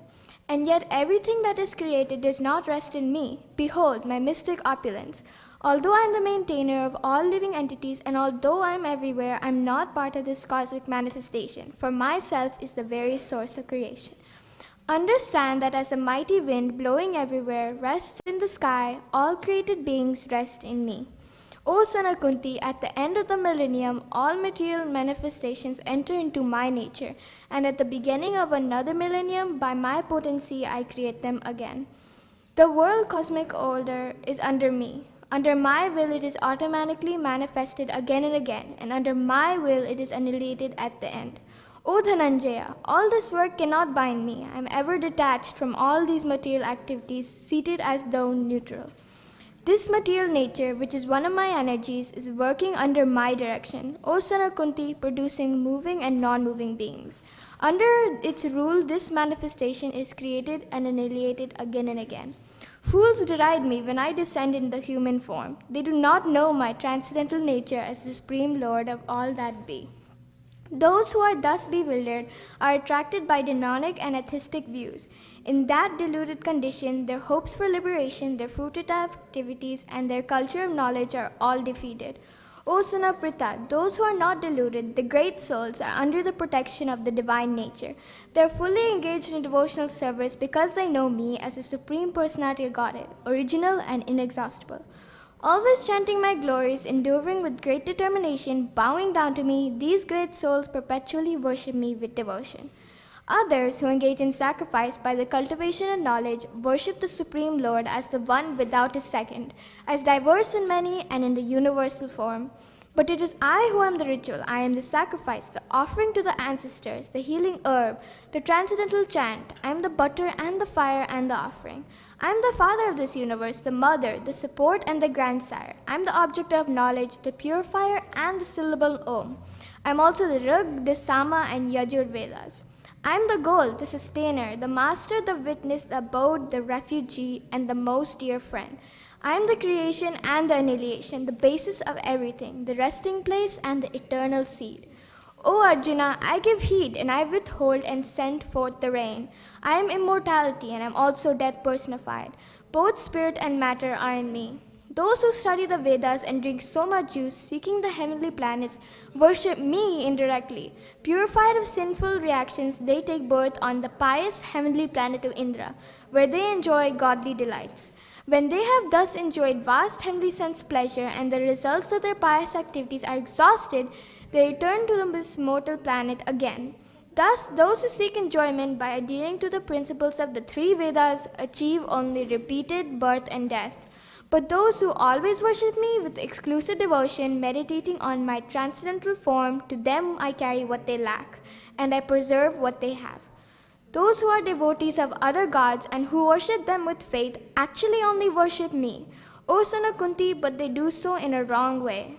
I am the only enjoyer and master of all sacrifices. Therefore, those who do not recognize my true transcendental nature fall down. Those who worship the demigods will take birth among the demigods. Those who worship ancestors go to their ancestors. Those who worship ghosts and spirits will take birth among such beings. And those who worship me will live with me. If one offers me with love and devotion a leaf, a flower, a fruit, or water, I will accept it. Whatever you do, whatever you eat, whatever you offer or give away, and whatever austerities you perform, do that, O son of Kunti, as an offering to me. In this way, you'll be freed from the bondage to work and its auspicious and inauspicious results. With your mind fixed on me in this principle of renunciation, you will be liberated and come to me. I envy no one, nor I am partial to anyone. I am equal to all. But whoever renders service unto me in devotion is a friend, is in me, and I am also a friend to them. Even if one commits the most abominable action, if he is engaged in devotional service, he is to be considered saintly, because he is properly situated in his determination. He quickly becomes righteous and attains lasting peace. O son of Kunti, declared boldly that my devotee never perishes. O son of Pritha, those who take shelter in me, though they can be of lower birth, women, Vaishyas, merchants, and Sudras, workers, can attain the supreme destination. How much more of this is so of the righteous Brahmanas, the devotees, and the saintly kings. Therefore, having come to this temporary, miserable world, engage in loving service unto me. Engage your mind always in thinking of me, becoming my devotee. Offer obeisances to me and worship me. Becoming completely absorbed in me, surely you will come to me. Hare Krishna.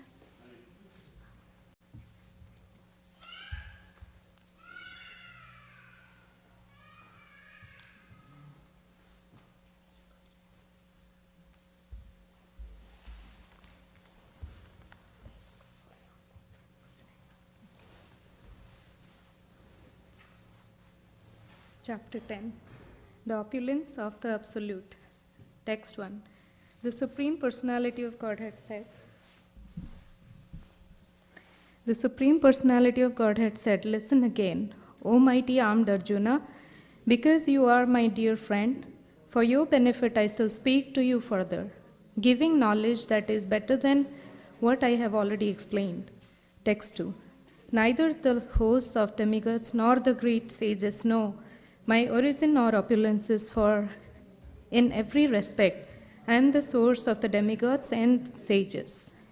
He who knows me as the unborn, as the beginningless, as the supreme Lord of all the worlds, he only undiluted among men, is freed from all sins. Intelligence, knowledge, freedom from doubt and delusion, forgiveness, truthfulness, control of the senses, control of the mind, happiness and distress, birth, death, fear, fearlessness, non-violence, equanimity, satisfaction, austerity, charity, fame, and infamy. All these various qualities of living beings are created by me alone. The 7 great sages and before them the 4 other great sages and Manus, progenitors of mankind, come from me, born from my mind, and all the living beings populating the various planets descend from them. One who is factually convinced of this opulence and mystic power of mine engages in unalloyed devotional service. Of this there is no doubt. I am the source of all spiritual and material worlds. Everything emanates from me. The wise who perfectly know this engage in my devotional service and worship me with all their hearts. The thoughts of my pure devotees dwell in me. Their lives are fully devoted to my service, and they derive great satisfaction and bliss from always enlightening one another and conversing about me. To those who are constantly devoted to serving me with love, I give the understanding by which they can come to me. To show them special mercy, I, dwelling in their hearts, destroy with the shining lamp of knowledge the darkness born of ignorance. Arjuna said, You are the Supreme Personality of Godhead, the ultimate abode, the purest and the absolute truth. You are the eternal, transcendental, original person, the unborn, the greatest. All the great sages such as Narada, Asita, Devala, and Vyasa confirmed this truth about you, and now you yourself are declaring it to me. O Krishna, I totally accept as truth all that you have told me. Neither the demigods nor the demons, O Lord, can understand your personality. Indeed, you alone know yourself by your own eternal potency.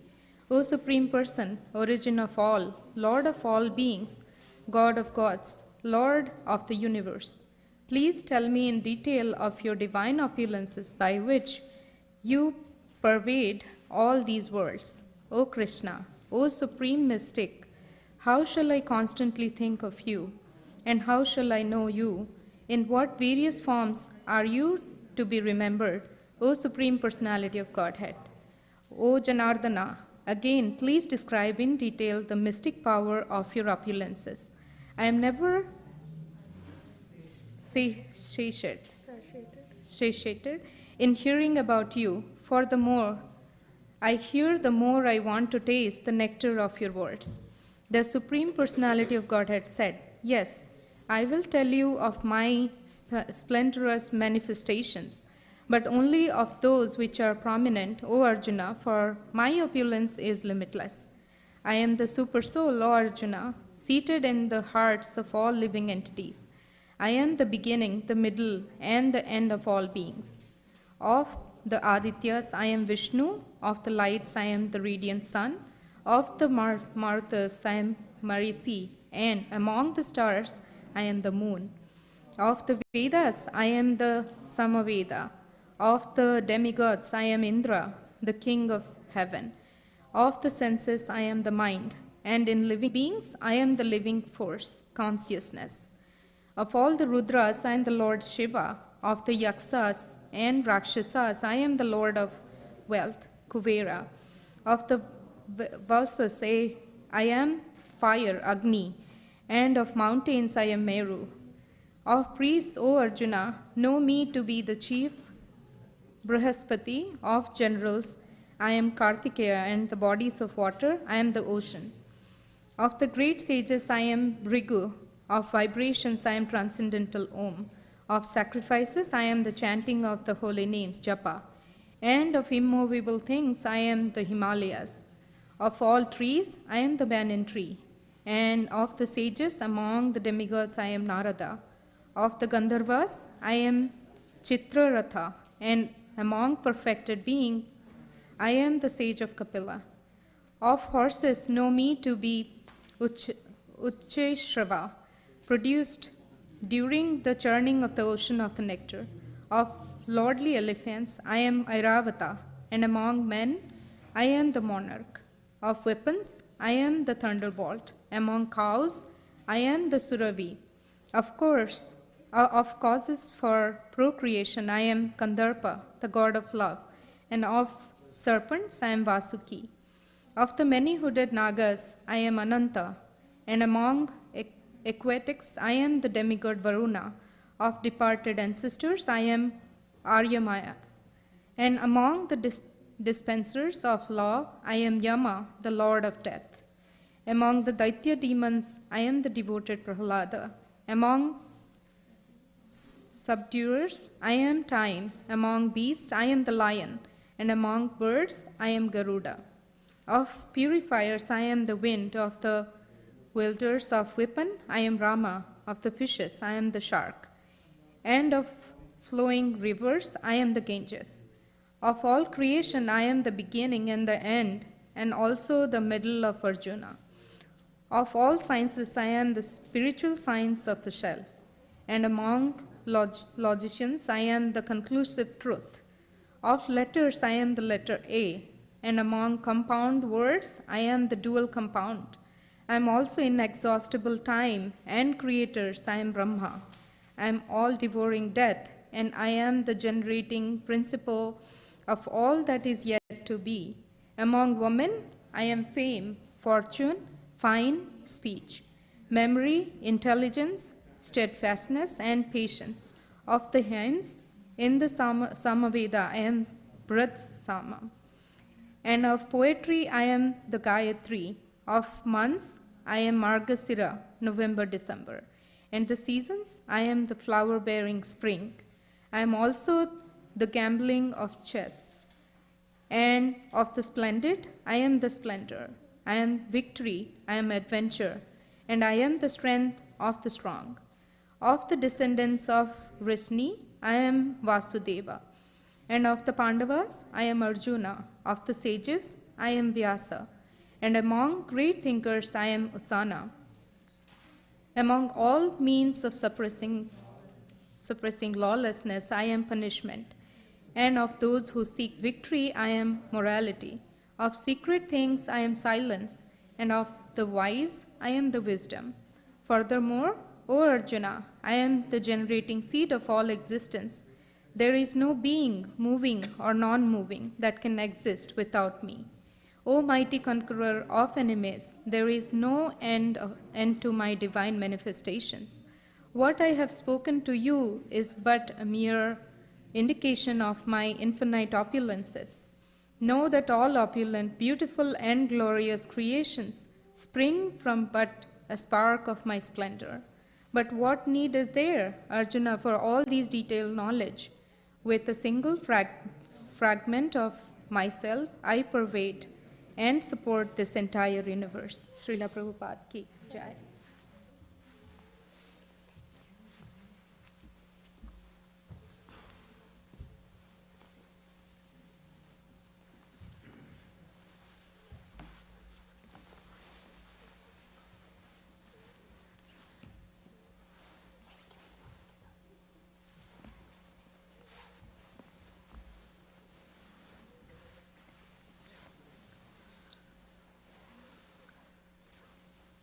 All translations by His Divine Grace, A.C. Bhaktivedanta Swami Prabhupada. Srila Prabhupada Ki Jai. Chapter 11, The Universal Form.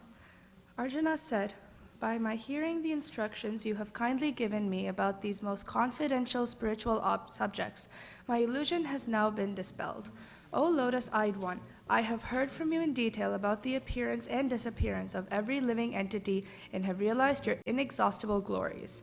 O greatest of all personalities, O supreme form, though I see you here before me in your actual position, as you have described yourself, I wish to see how you have entered into this cosmic manifestation. I want to see that form of yours. If you think that I am able to behold your cosmic form, O my Lord, O Master of all mystic power, then kindly show me that unlimited universal self." The Supreme Personality of Godhead said, "My dear Arjuna, O son of Pritha, see now my opulences, hundreds of thousands of very divine and multicolored forms. O best of the Bharatas, see here the different manifestations of Adityas, Vasus, Rudras, Ashwini Kumaras, and all other demigods. Behold the many wonderful things which no one has ever seen or heard of before. O Arjuna, whatever you wish to see, behold at once in this body of mine. This universal form can show you whatever you now desire to see and whatever you may want to see in the future. Everything, moving and non-moving, is here completely in one place. But you cannot see me with your present eyes. Therefore I give you divine eyes. Behold my mystic opulence." Sanjaya said, "O king, having spoken thus, the Supreme Lord of all mystic power, the personality of Godhead, displayed his universal form to Arjuna. Arjuna saw that in universal form, unlimited mouths, unlimited eyes, unlimited wonderful visions. The form was decorated with many celestial ornaments and bore many divine upraised weapons. He wore celestial garlands and garments, and many divine scents were smeared over his body. All were wondrous, brilliant, unlimited, all-expanding.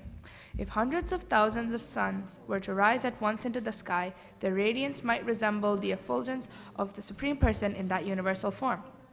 At that time, Arjuna could see in the universal form of the Lord the unlimited expansions of the universe situated in one place, although divided into many, many thousands. Then, bewildered and astonished, his hair standing on end, Arjuna bowed his head to offer obeisances and with folded hands began to pray to the Supreme Lord. Arjuna said, "My dear Lord Krishna, I see assembled in your body all the demigods and various other living entities. I see Brahma sitting on the lotus flower, as well as Lord Shiva and all the sages and divine serpents. O Lord of the universe, O universal form, I see in your body many, many arms, bellies, mouths, and eyes, expanded everywhere without limit. I see you in no end, no middle, and no beginning. Your form is difficult to see because of its glaring effulgence, spreading on all sides like blazing fire or the immeasurable radiance of the sun. Yet I see this glowing form everywhere, adorned with various crowns, clubs, and discs. You are the supreme primal objective. You are the ultimate resting place of all this universe. You are inexhaustible, and you are the oldest. You are the maintainer of the eternal religion, the personality of Godhead. This is my opinion. You are without origin, middle, or end. Your glory is unlimited. You have numberless arms, and the sun and moon are your eyes. I see you with blazing fire coming forth from your mouth, burning this entire universe by your own radiance. Although you are one, you spread throughout the sky and the planets and all space between. O Great One, seeing this wondrous and terrible form, all planetary systems are perturbed.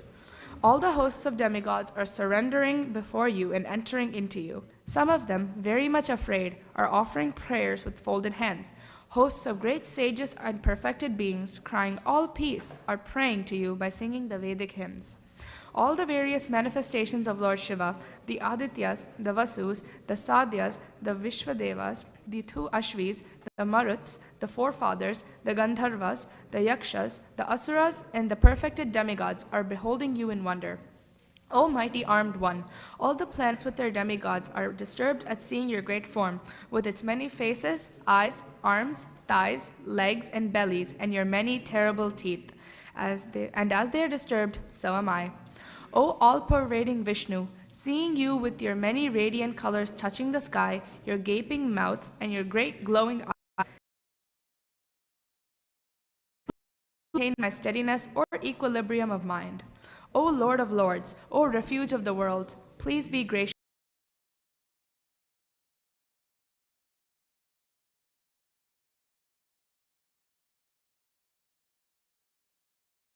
Along with their allied kings, and Bhishma, Drona, Karna, and our chief soldiers also, are rushing into your fearful mouths, and some I see trapped with heads smashed between your teeth. As the many waves of the rivers flow into the ocean, so do all these great warriors enter blazing into your mouths. I see all people rushing full speed into your mouths as moths dash to destruction in a blazing fire. O Vishnu, I see you devouring all people from all sides with your flaming mouths, covering all the universe with your effulgence. You are manifest with terrible scorching rays. O Lord of Lords, so fierce of form, please tell me who you are. I offer my obeisances unto you. Please be gracious to me. You are the primal Lord. I want to know about you, for I do not know what your mission is. The Supreme Personality of Godhead said, Time I am, and the great destroyer of worlds, and I have come here to destroy all people. With the exception of you, the Pandavas, all the soldiers here on both sides will be slain. Therefore get up, prepare to fight and win glory. Conquer your enemies and enjoy a flourishing kingdom. They are already put to death by my arrangement, and you, O Savyasachi, can be but an instrument in the fight. Drona, Bhishma, Jayadratha, Karna, and the other great warriors have already been destroyed by me. Therefore, kill them and do not be disturbed. Simply fight, and you will vanquish your enemies in battle. Sanjaya said to Dhritarashtra, O king, after hearing these words from the Supreme Personality of Godhead, the trembling Arjuna offered obeisances with folded hands again and again. He fearfully spoke to Lord Krishna in a faltering voice as follows. Arjuna said, O master of the senses, the world becomes joyful upon hearing your name, and thus everyone becomes attached to you. Although the perfected beings offer you their respectful homage, the demons are afraid, and they flee here and there. All this is rightly done. O greater one, greater even than Brahma, you are the original creator. Why then should they not offer their respectful obeisances unto you? O limitless one, God of gods, refuge of the universe, you are the invincible source, the cause of all causes, transcendental to this material manifestation. You are the original personality of Godhead, the oldest, the ultimate sanctuary of this manifested cosmic world. You are the knower of everything, and you are all that is knowable. You are the supreme refuge above the material modes. O limitless form, this whole cosmic manifestation is pervaded by you. You are air, and you are the supreme controller. You are fire, you are water, and you are the moon. You are Brahma, the first living creature, and you are the great-grandfather. I therefore offer my respectful obeisances unto you 1,000 times, and again and yet again. Obeisances to you from the front, from behind, and from all sides. O unbounded power, you are the master of limitless might. You are all-pervading, and thus you are everything. Thinking of you as my friend, I have rashly addressed you, O Krishna, O Yadava, O my friend, not knowing your glories. Please forgive whatever I may have done in madness or in love. I have dishonored you many times, jesting as we relaxed, lay on the same bed, or sat and ate together, sometimes alone, and sometimes in front of many friends. O infallible one, please excuse me for all those offenses.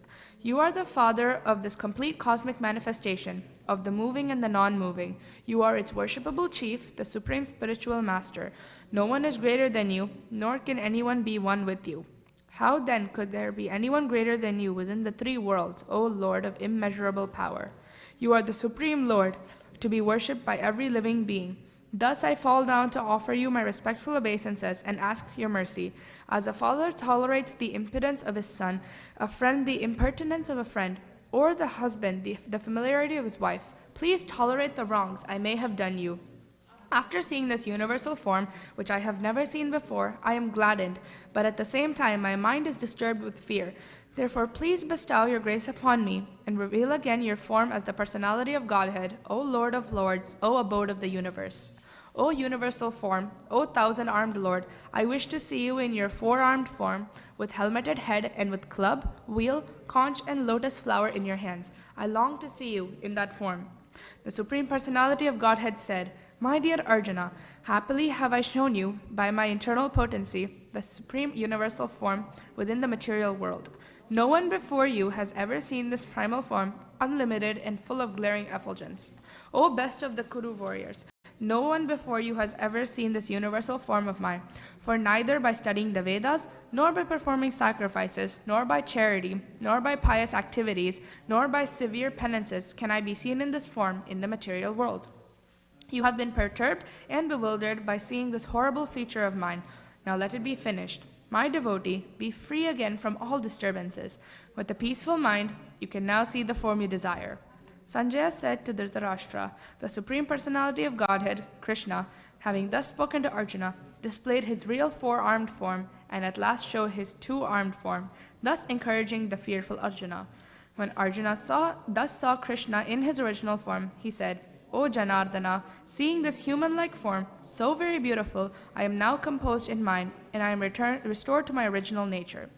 The Supreme Personality of Godhead said, My dear Arjuna, this form of mine you are now seeing is very difficult to behold. Even the demigods are ever seeking the opportunity to see this form, which is so dear. The form you are seeing with your transcendental eyes cannot be understood simply by studying the Vedas, nor by undergoing serious penances, nor by charity, nor by worship. It is not by these means that one can see me as I am. My dear Arjuna, only by undivided devotional service can I be understood as I am, standing before you, and can thus be seen directly. Only in this way can you enter into the mysteries of my understanding. My dear Arjuna, he who engages in my pure devotional service, free from the contaminations of fruitful activities and mental speculation, he who works for me, who makes me the supreme goal of his life, and who is friendly to every living being, he certainly comes to me. Hare Krishna.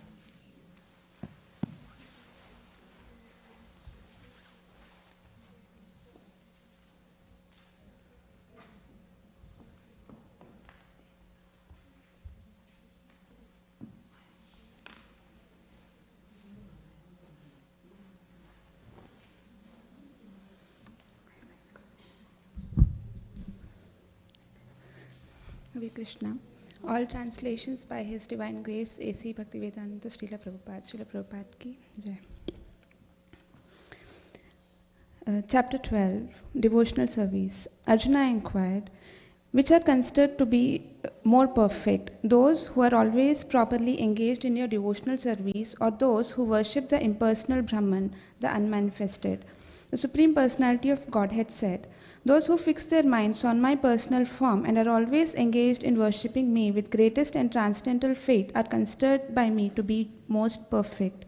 But those who fully worship the unmanifested, that which lies beyond the perception of the senses, the all-pervading, inconceivable, unchanging, fixed and immovable, the impersonal conception of the absolute truth, By controlling the various senses and being equally disposed to everyone, such persons, engaged in the welfare of all, at last achieve me. For those whose minds are attached to the unmanifested impersonal feature of the Supreme, advancement is very troublesome. To make progress in that discipline is always difficult for those who are embodied. But those who worship me, giving up all their activities unto me, and being devoted to me without deviation, engaged in devotional service, and always meditating upon me, having fixed their minds upon me, O son of Pritha, for them I am the swift deliverer from the ocean of birth and death. Just fix your mind upon me, the Supreme Personality of Godhead, and engage all your intelligence in me. Thus you will live in me always, without a doubt. My dear Arjuna, O winner of wealth, if you cannot fix your mind upon me without deviation, then follow the regulative principles of Bhakti Yoga. In this way, develop a desire to attain me. If you cannot practice the regulations of Bhakti Yoga, then just try to work for me, because by working for me, you will come to this perfect stage. If, however, you are unable to work in this consciousness of me, then try to act giving up all the results of your work and try to be self-situated. If you cannot take to this practice, then engage yourself in cultivation of knowledge. Better than knowledge, however, is meditation, and better than meditation is renunciation of the fruits of action. For by such renunciation one can attain peace of mind. One who is not envious but is a kind friend to all living entities, who does not think of himself a proprietor and is free from false ego, who is equal in both happiness and distress, who is tolerant, always satisfied, self-controlled, and engaged in devotional service with determination, his mind and intelligence fixed on me, such a devotee of mine is very dear to me. He by whom no one is put into difficulty and who is not disturbed by anyone, who is equipoised in happiness and distress, fear and anxiety, is very dear to me.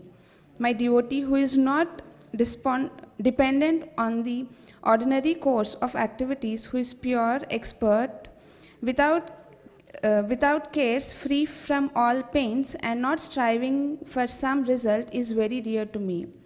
One who neither rejoices nor grieves, who neither laments nor desires, and who renounces both auspicious and inauspicious things, such a devotee is very dear to me. One who is equal to friends and enemies, who is equipoised in honor and dishonor, heat and cold, happiness and distress, fame and infamy, who is always free from contaminating associations, always silent and satisfied with anything, who doesn't care for any residence, who is fixed in knowledge, and who is engaged in devotional service, such a person is very dear to me. Those who follow this imperishable path of devotional service and who completely engage themselves with faith, making me the supreme goal, are very, very dear to me. Hare Krishna.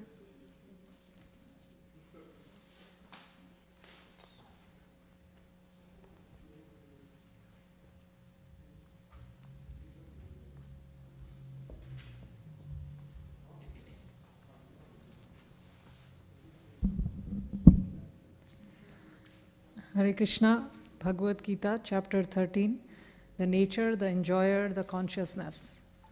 All translation by A.C. Bhaktivedanta Swami Srila Prabhupada.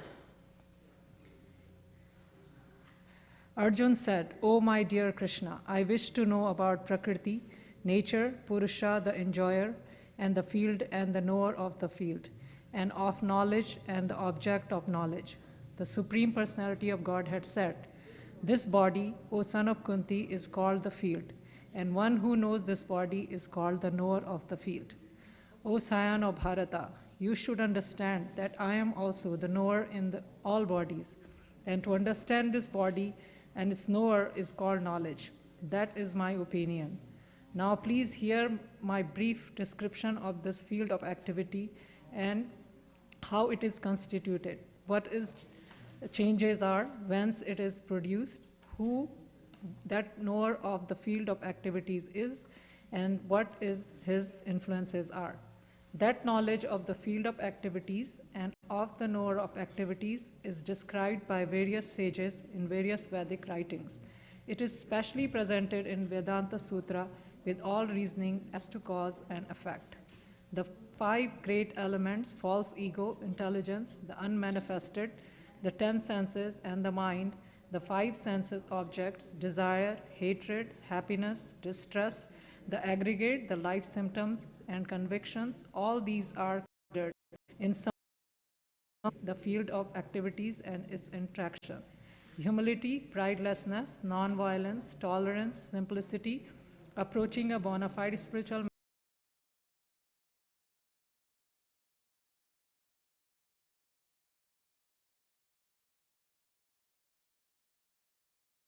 death, old age and disease, detachment, freedom from entanglement with children, wife, home, and the rest, even-mindedness amid pleasant and unpleasant events, constant and unalloyed devotion to me, aspiring to live in a solitary place, detachment from the general mass of people, accepting the importance of self-realization, and philosophical search for the absolute truth, all these I declare to be knowledge. And beside this, whatever there may be is ignorance. I shall now explain the knowable, knowing which you will taste the eternal Brahman, the spirit beginningless and subordinate to me, lies beyond the cause and effect of this material world. Everywhere are his hands and legs, his eyes, heads, and faces, and he has ears everywhere. In this way, the Supersoul exists, pervading everything. The Supersoul is the original source of all senses, yet he is without senses. He is unattached, although he is the maintainer of all living beings. He transcends the modes of nature, and at the same time, he is master of all modes of material nature. The Supreme Truth exists outside and inside of all living beings, the moving and non-moving.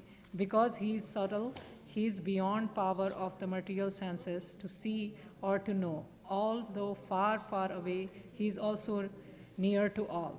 Although the Super Soul appears to be divided among all beings, he is never divided. He is situated as one. Although he is the maintainer of every living entity, it is to be understood that he devours and develops all. He is the source of light in all luminous object. He is beyond the darkness of matter and is unmanifested. He is knowledge, he is the object of knowledge, and he is the goal of knowledge. He is situated in everyone's heart. Thus the field of activities, the body, knowledge, and the knowable have been summarily described by me. Only my devotee can understand this thoroughly and thus maintain to my nature. Material nature and the living entity should be understood to be beginningless. Their transformation and the modes of matter are products of material nature. Nature is said to be the cause of all material causes and effects, whereas the living entity is the cause of the various sufferings and enjoyment in this world. The living entity in material nature thus follows the ways of life, enjoying the 3 modes of nature. This is due to the association with that material nature. Thus he meets with good and evil among various species. Yet in this body there is another, a transcendental exists as the overseer and permitter, and who is known as Super Soul. One who understands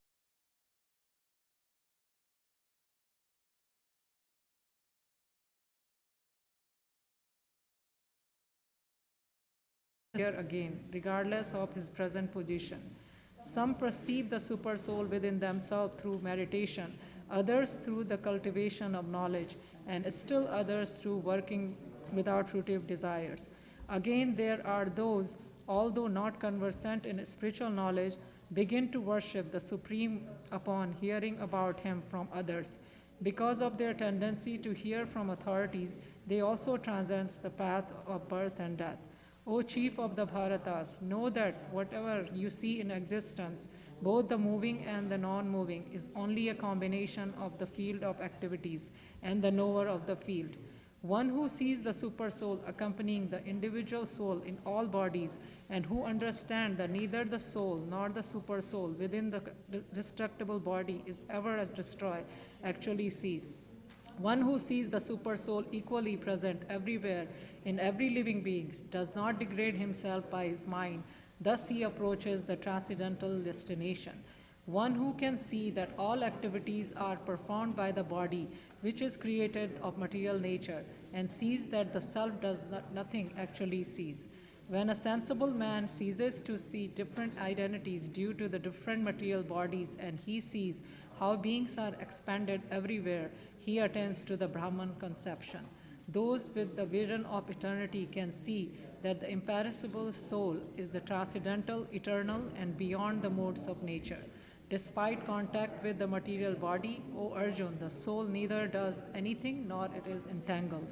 The sky, due to its subtle nature, does not mix with anything, although it is all-pervading. Similarly, the soul situated in Brahman vision does not mix with the body, though situated in that body.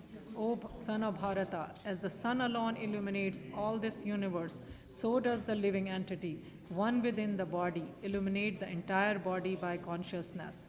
Those who see with eyes of knowledge the difference between the body and the knower of the body and can also understand the process of liberation from bondage in material nature attain to the supreme goal. Hare Krishna.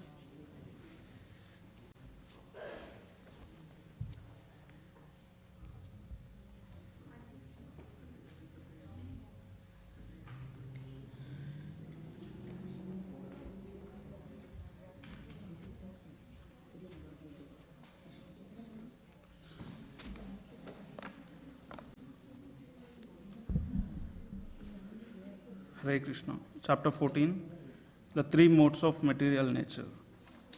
The Supreme Personality of Godhead said, "Again, I shall declare to you this supreme wisdom, the best of all knowledge, knowing which all the sages have attained the supreme perfection. By becoming fixed in this knowledge, one can attain to the transcendental nature like my own. Thus established, one is not born at the time of creation or disturbed at the time of dissolution. The total material substance called Brahman is a source of birth, and it is that Brahman that I impregnate, making possible the births of all living beings, O son of Bharata. It should be understood that all species of life, O son of Kunti, are made possible by birth in this material nature, and that I am the seed-giving father. Material nature consists of three modes: goodness, passion, and ignorance. When the eternal living entity comes in contact with nature, O mighty armed Arjuna, he becomes conditioned by these modes. O sinless one, the mode of goodness, being purer than the others, is illuminating, and it frees one from all sinful reactions. Those situated in that mode become conditioned by a sense of happiness and knowledge. The mode of passion being born of unlimited desires and longings. O son of Kunti, and because of this, the embodied living entity is bound to material fruitive actions. O son of Bharata, know that the mode of darkness, born of ignorance, is a delusion of all embodied living entities. The results of this mode are madness, indolence, and sleep, which bind the conditioned soul. O son of Bharata, the mode of goodness conditions one to happiness, passion conditions one to fruitive action, and ignorance, covering one's knowledge, binds one to madness. Someone, the mode of goodness becomes prominent, defeating the modes of passion and ignorance, O son of Bharata. Sometimes the mode of passion defeats goodness and ignorance, and at other times ignorance defeats goodness and passion. In this way, there is always competition for supremacy. The manifestation of the mode of goodness can be experienced when all the gates of the body are illuminated by knowledge. O chief of the Bharatas, when there is an increase in the mode of passion, the symptoms of great attachment, fruitive activity, intense endeavor, and uncontrollable desire and hankering develop. When there is an increase in the mode of ignorance, O son of Kuru, darkness, inertia, madness, and illusion are manifested. When one dies in the mode of goodness, he attains to the pure higher planets of the great sages. When one dies in the mode of passion, he takes birth among those engaged in fruitive activities, and when one dies in the mode of ignorance, he takes birth in an animal kingdom. The results of pious action is pure and is said to be the mode of goodness, but action done in the mode of passion results in misery, and action performed in the mode of ignorance results in foolishness. From the mode of goodness, real knowledge develops. From the mode of passion, greed develops. And from the mode of ignorance, develop foolishness, madness, and illusion. Those situated in the mode of goodness gradually go upward to the higher planets. Those in the mode of passion live on the earthly planets, and those in the abominable mode of ignorance go down to the hellish worlds. When one properly sees that in all activities no other performer is at work than these modes of nature, and he knows the Supreme Lord, who is transcendental to all these modes, he attains my spiritual nature. When the embodied being is able to transcend these three modes associated with the material body, he can become free from birth, death, old age, and their distress, and can enjoy nectar even this life. Arjuna inquired, O my dear Lord, by which symptoms is one known who is transcendental to these three modes? What is his behavior, and how does he transcend the modes of nature?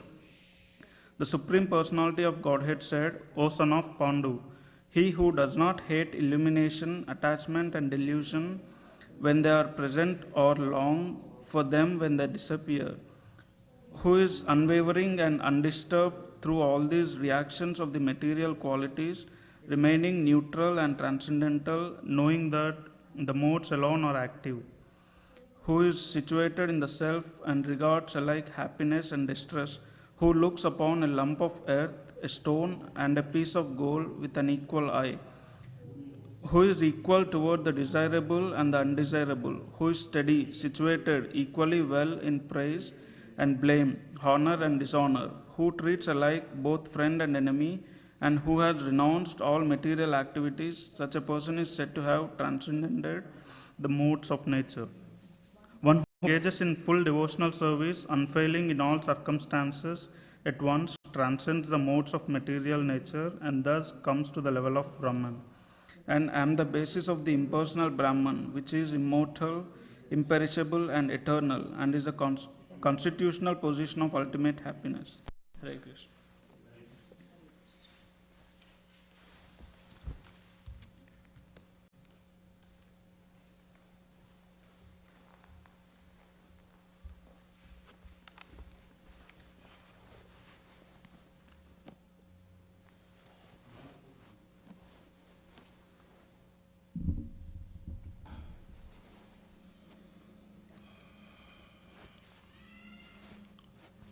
Bhagavad Gita, chapter 15, the Yoga of the Supreme Person. The Supreme Personality of Godhead said, it is said that there is an imperishable banyan tree that has its roots upward and its branches down, and whose leaves are the Vedic hymns. One who knows these trees is the knower of the Vedas. The branches of this tree extend downwards and upwards, nourished by the three modes of material nature. The twigs are the objects of the senses. This tree also has roots going down, and these are bound to the fruitive actions of human society. The real form of this tree cannot be perceived in this world. No one can understand where it ends, where it begins, or where its foundations is. But with determination, one must cut down this strongly rooted tree with the weapon of detachment. Thereafter, one must seek that place from which, having gone, one never returns, and there surrender to that Supreme Personality of Godhead from whom everything began and from whom everything has extended since time immemorial. Those who are free from false prestige, illusions, and false associations, who understand the eternal, who are done with material lust, who are freed from the dualities of happiness and distress, and who, unbewildered, known how to surrender unto the Supreme Person, attain to the eternal kingdom. That supreme adobe of mine is not illuminated by the sun or moon, nor by fire or electricity. Those who reach it never return to this material world. The living entities in this conditioned world are my eternal fragmented parts. Due to conditioned life, they are struggling very hard with the six senses, which includes the mind. The living entity in the material world carries his different conceptions of life from one body to another, as the air carries aromas. Thus, he takes one kind of body and again quits it to take another. The living entity, thus taking another gross body, obtains a certain type of ear, eye, tongue, nose, and sense of touch, which are grouped about the mind. He thus enjoys a particular set of sense objects. The foolish cannot understand how a living entity can quit his body, nor can they understand what sort of body he enjoys under the spell of the mode of nature. But one whose eyes are trained in knowledge can see all this. The enduring transcendentalists who are situated in self-realizations can see all this clearly. But those whose mind are not developed and who are not situated in self-realizations cannot see what is taking place, though they may try. The splendor of the sun, which dissipates the darkness of this whole world, comes from me, and the splendor of the moon and the splendor of fire are also from me. I enter into each planet, and by my energy they stay in orbit. I become the moon, and thereby supply the juice of life to all vegetables. I am the fire of digestion in the bodies of all living entities, and I join with the air of life, outgoing and incoming, to digest the four kinds of foodstuffs. I am seated in every one's heart, and from me knowledge and forgetfulness. By all the Vedas, I am to be known. Indeed, I am the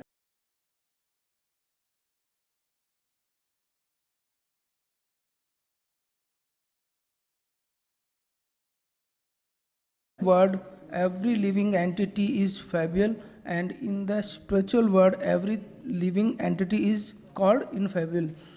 Besides these two, there is the greatest living personality, the Supreme Soul, the imperishable Lord Himself, who has entered the three worlds and is maintaining them.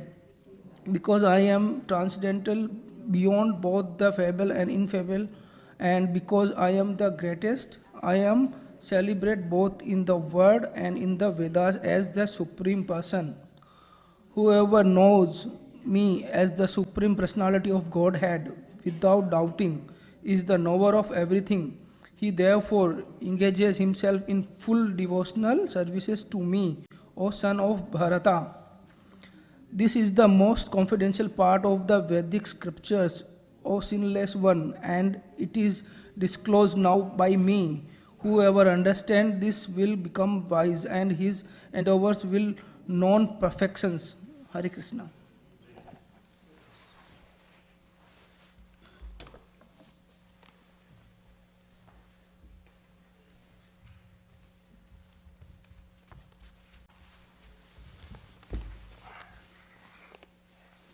Hare Krishna. Chapter 16, The Divine and Demoniac Natures. The Supreme Personality of Godhead said, fearlessness, purification of one's existence, cultivation of spiritual knowledge, charity, self-control, performance of sacrifice, study of the Vedas, austerity, simplicity, non-violence, truthfulness, freedom from anger, renunciation, tranquility, aversion to fault-finding, compassion for all living entities, freedom from covetousness, gentleness, modesty, steady determination, vigor, forgiveness, fortitude, cleanliness, and freedom from envy and from the passion for honor. These transcendental qualities, O son of Bharata, belong to godly men and old with divine nature. Pride, arrogance, conceit, anger, harshness, and ignorance, these qualities belong to those of demoniac nature, O son of Pritha. The transcendental qualities are conducive to liberation, whereas the demoniac nature's qualities make for bondage. Do not worry, O son of Pandu, for you are born with the divine qualities. O son of Pritha, in this world there are two kinds of created beings.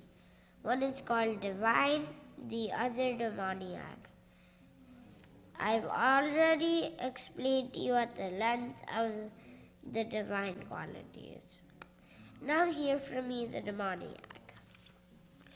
Those who are demoniac do not know what is to be done and what is not to be done.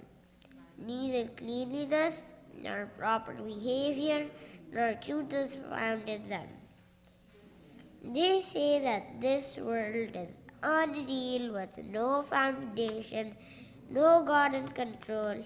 They say that it is produced of sex desire and has no cause other than lust.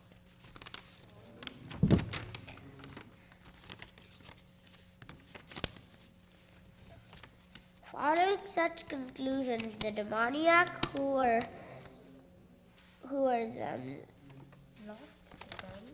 lost to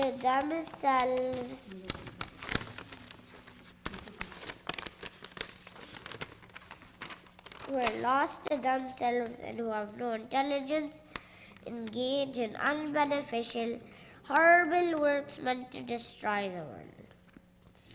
Taking shelter of insatiable lust and absorbed in the conceit of pride and false prestige, the demoniac, thus illusioned, are always sworn to unclean work, attracted by the impermanent. They believe that to gratify the senses is the prime necessity of human civilization.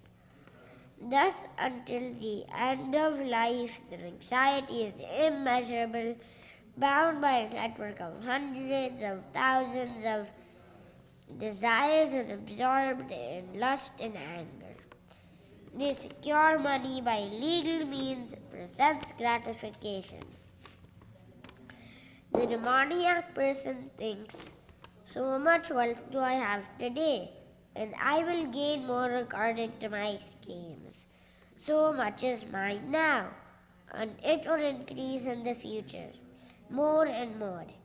He is my enemy, and I have killed him. My other enemies will also be killed. I am the Lord of everything. I am the enjoyer. I am perfect, powerful, and happy. I am the richest man surrounded by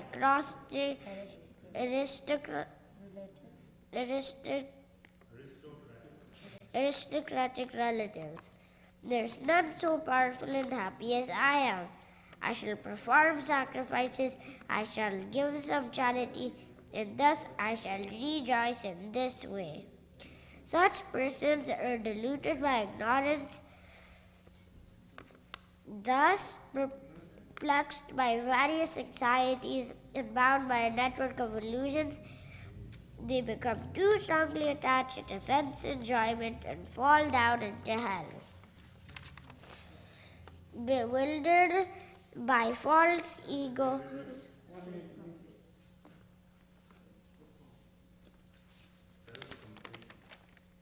self-complacement, and always independent, deluded by wealth and false prestige, they sometimes proudly perform sacrifices in name only, without following any rules or regulations.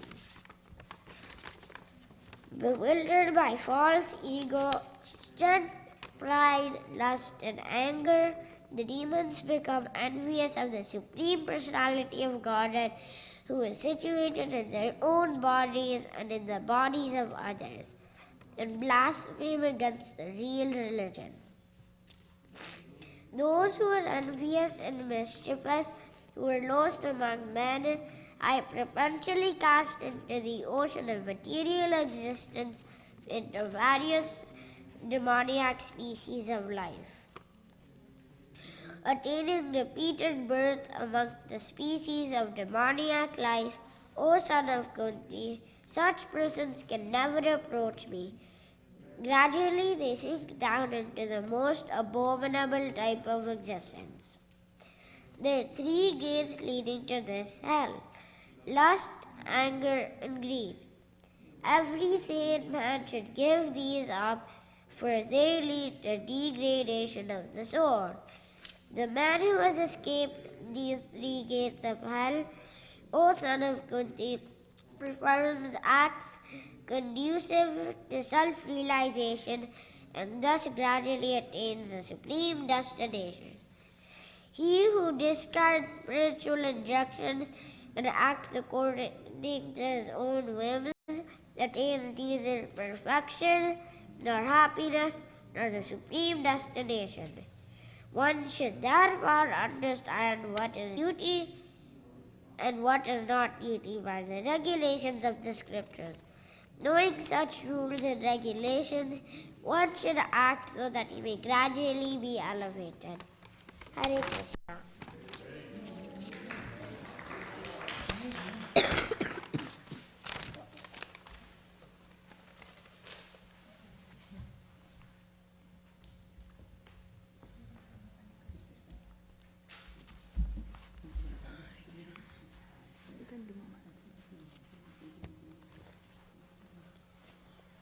Hare Krishna.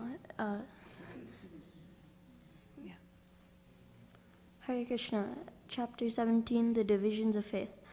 Arjuna inquired, O Krishna, what is the situation of those who do not follow the principles of Scripture, but worship according to their own imagination? Are they in goodness, in passion, or in ignorance?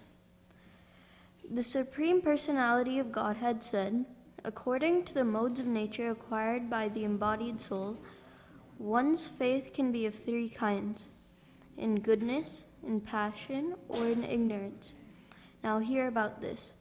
O son of Bharata, according to one's existence under the various modes of nature, one evolves a particular kind of faith. The living being is said to be of a particular faith according to the modes he has acquired. Men in the mode of goodness worship the demigods. Those in the mode of passion worship the demons, and those in the mode of ignorance worship ghosts and spirits.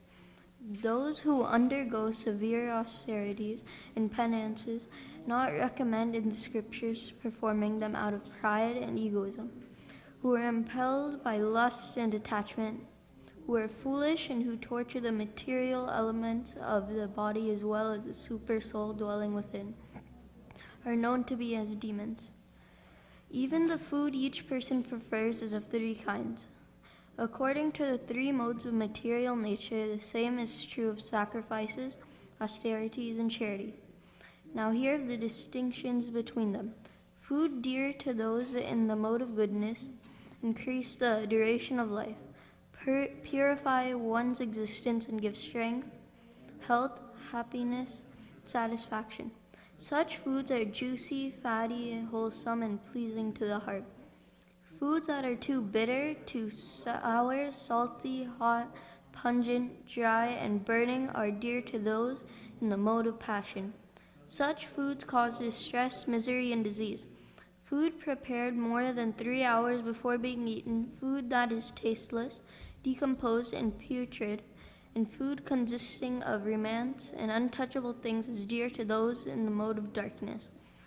Of sacrifices, the sacrifice performed according to the directions of Scripture as a matter of duty by those who desire no reward is the nature of goodness.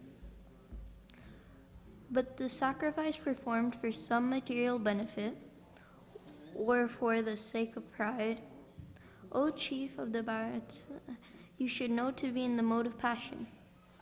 Any sacrifice performed without regard for the directions of Scripture, without distribution of prasadam, spiritual food, without chanting of Vedic hymns and remissions to the priests, and without faith is considered to be in the mode of ignorance. Austerity of the body consists in worship of the Supreme Lord. The Brahmans, the spiritual master and superior like the father and mother, and in cleanliness, simplicity, celibacy, and non-violence. Austerity of speech consists in speaking words that are truthful, pleasing, beneficial, and not agitating to others, and also in regularly reciting Vedic literature. And satisfaction, simplicity, gravity, self-control, and purification of one's existence are the austerities of the mind. These threefold austerity performed with transcendental faith by men, not expecting material benefits, but engaged only for the sake of the Supreme, is called austerity in goodness.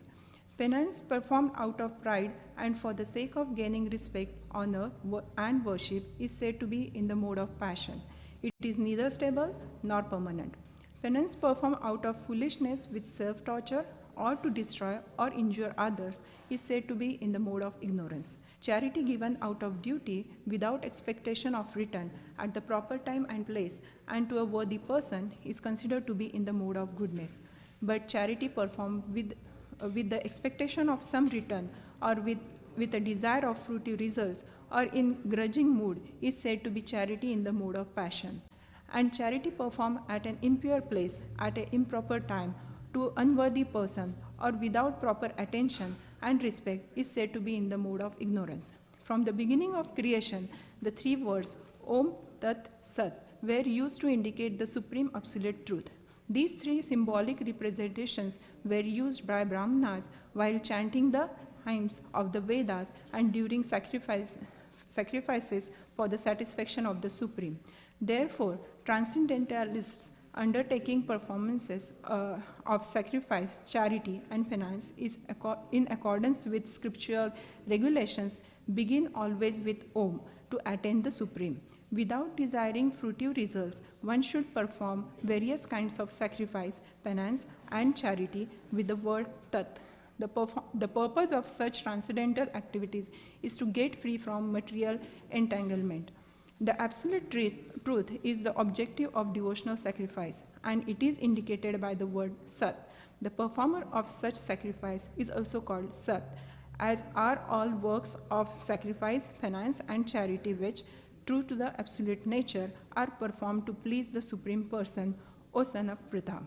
Anything done as sacrifice, charity, or penance without faith in the Supreme, O son of Pritha, is impermanent. It is called asat and is useless both in this life and the next. Hare Krishna.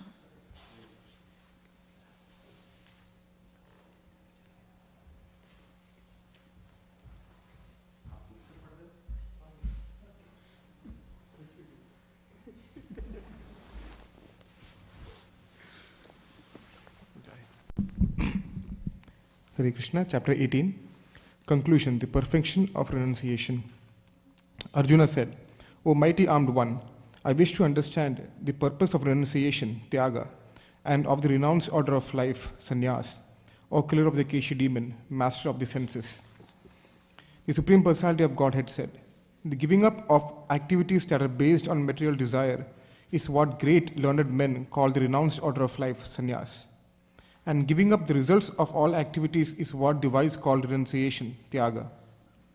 Some learned men declare that all kinds of fruitive activities should be given up as faulty, yet other sages maintain that acts of sacrifice, charity, and penance should never be abandoned.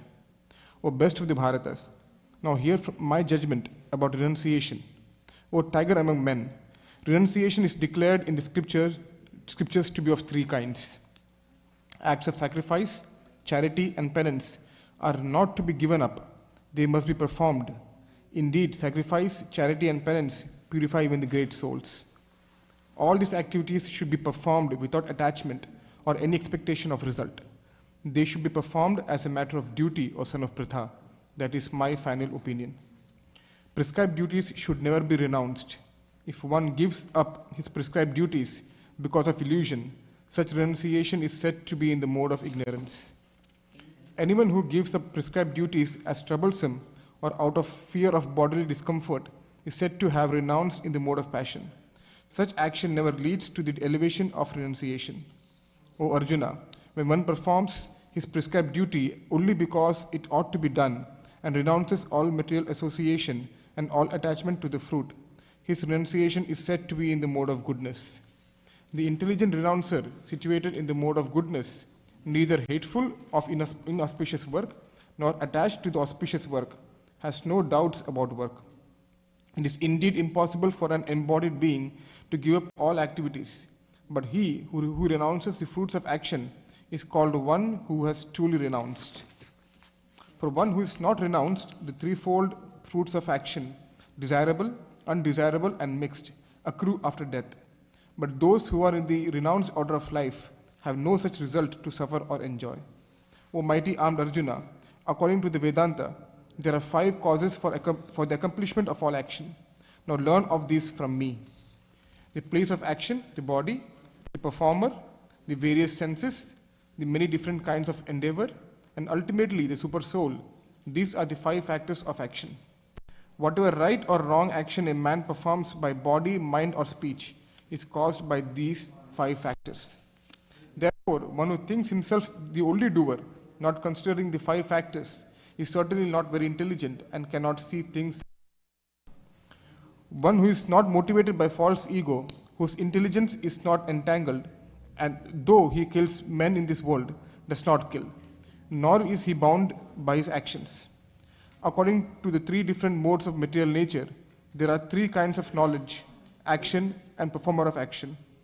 Now hear of them from me. Oh, sorry, my bad. Knowledge, the object of knowledge, and the knower are the 3 factors that motivate action. The senses, the work, and the doer are the 3 constituents of action. According to the 3 different modes of material nature, there are 3 kinds of knowledge, action, and performer of action. Now hear of them from me. That knowledge by which one undivided spiritual nature is seen in all living entities, though they are divided into innumerable forms, you should understand that to be in the mode of goodness.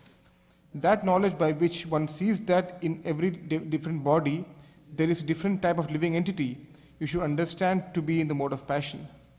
And that knowledge by which one is attached to one kind of work as the all in all, without knowledge of the truth, and which is very meager, is said to be in the mode of darkness. That action which is regulated and which is performed without attachment, without love or hatred, and without desire for fruitive results is said to be in the mode of goodness.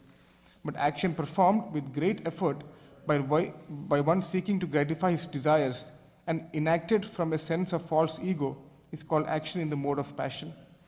That action performed in illusion, in disregard of scriptural injunctions, and without concern for future bondage or for violence or distress caused to others is said to be in the mode of ignorance. One who performs his duty without association with the modes of material nature, without false ego, with great determination and enthusiasm, and without wavering in success or failure is said to be a worker in the mode of goodness. The worker who is attached to work and the fruits of work, desiring to enjoy those fruits, and who is greedy, always envious, impure, and moved by joy and sorrow is said to be in the mode of passion. The worker who is always engaged in work against the injunctions of the scripture, who is materialistic, obstinate, cheating, and expert in insulting others, and who is lazy, always morose and procrastinating, is said to be a worker in the mode of ignorance. O winner of wealth, now please listen as I tell you in detail of the different kinds of understanding and determination according to the 3 modes of material nature. O son of Pritha, that understanding by which one knows what ought to be done and what ought not to be done, what is to be feared and what is not to be feared, what is binding, what is liberating, it is in the mode of goodness. O son of Pritha, that understanding which cannot distinguish between religion and irreligion, between action that should be done and action that should not be done, is in the mode of passion. That understanding which considers irreligion to be religion and religion to be irreligion under the spell of illusion and darkness, and strives always in the wrong direction, O Partha, it is in the mode of ignorance. O son of Pritha, that determination which is unbreakable, which is sustained with steadfastness by yoga practice, and which thus controls the activities of the mind, life, and senses, is determination in the mode of goodness. But that determination by which one holds fast to fruitive results in religion, economic development, and sense gratification is of the nature of passion, O Arjuna. And that determination which cannot go beyond dreaming, fearfulness, lamentation, moroseness, and illusion, such unintelligent determination, O son of Pritha, is in the mode of darkness. O best of the Bharatas, now please hear from me about the three kinds of happiness by which the conditioned soul enjoys, and by which he sometimes comes to the end of all distress. That which is the beginning may be just like poison, but at the end is just like nectar, and which awakens one to self-realization, is said to be happiness in the mode of goodness. That happiness which is derived from contact of the senses with their objects, and which appears like nectar at first, but poison at the end, is said to be in the nature of passion. And that happiness which is blind to self-realization, which is delusion from beginning to end, and which arises from sleep, laziness, and illusion, is said to be of the nature of ignorance. There is no being existing either here or among the demigods in the higher planetary systems, which is freed from these three modes born of material nature. Brahmanas, Kshatriyas, Vaishyas, and Shudras are distinguished by the qualities born of their own natures in accordance with the material modes, or chastiser of the enemy. Peacefulness, self-control, austerity, purity, tolerance, honesty, knowledge, wisdom, and religiousness. These are the natural qualities by which the Brahmanas work. Heroism, power, determination, resourcefulness, courage in battle, generosity, and leadership are the natural qualities of work for the Kshatriyas. Farming, cow protection, and business are the natural work for the Vaishyas, and for the Shudras there are labor and service to others. By following these qualities of work, every man can become perfect. Now please hear from me how this can be done. By worship of the Lord, who is the source of all beings and who is all-pervading, a man can attain perfection to performing his own work. It is better to engage in one's own occupation, even though one may perform it imperfectly, than to accept another's occupation and perform it perfectly. Duties prescribed according to one's nature are never affected by sinful reactions. Every endeavor is covered by some fault, just as fire is covered by smoke. Therefore, one should not give up the work born of his nature, O son of Kunti, even if such work is full of fault. One who is self-controlled and unattached, and who disregards all material enjoyments, can obtain, by practice of renunciation, the highest perfect stage of freedom from reaction. O son of Kunti, learn from me how one who has achieved this perfection can attain to the supreme perfectional stage, Brahman, the stage of highest knowledge, by acting in the way I shall now summarize. Being purified by his intelligence and controlling the mind with determination, giving up the objects of sense gratification, being freed from attachment and hatred, one who lives in a secluded place, who eats little, who controls his body, mind, and power of speech, who is always in trance, and who is detached, free from false ego, false strength, false pride, lust, anger, and acceptance of material things, free from false proprietorship, and peaceful, such a person is certainly elevated to the position of self-realization. One who is thus transcendently situated at once realizes the supreme Brahman and becomes fully joyful. He never laments or desires to have anything. He is equally disposed toward every living entity. In that state, he attains pure devotional service unto me. One can understand me as I am, as the Supreme Personality of Godhead, only by devotional service.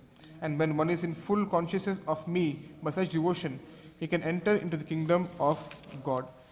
Though engaged in all kinds of activities, my pure devotee under my protection reaches the eternal and imperishable abode by my grace.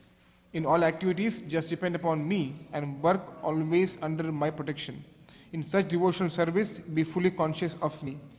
If you become conscious of me, you will pass over all the obstacles of conditioned life by my grace. If, however, you do not work in such consciousness, but act through false ego, not hearing me, you will be lost.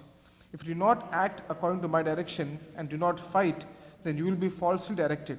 By your nature, you will have to be engaged in warfare. Under illusion, you are now declining to act according to my direction.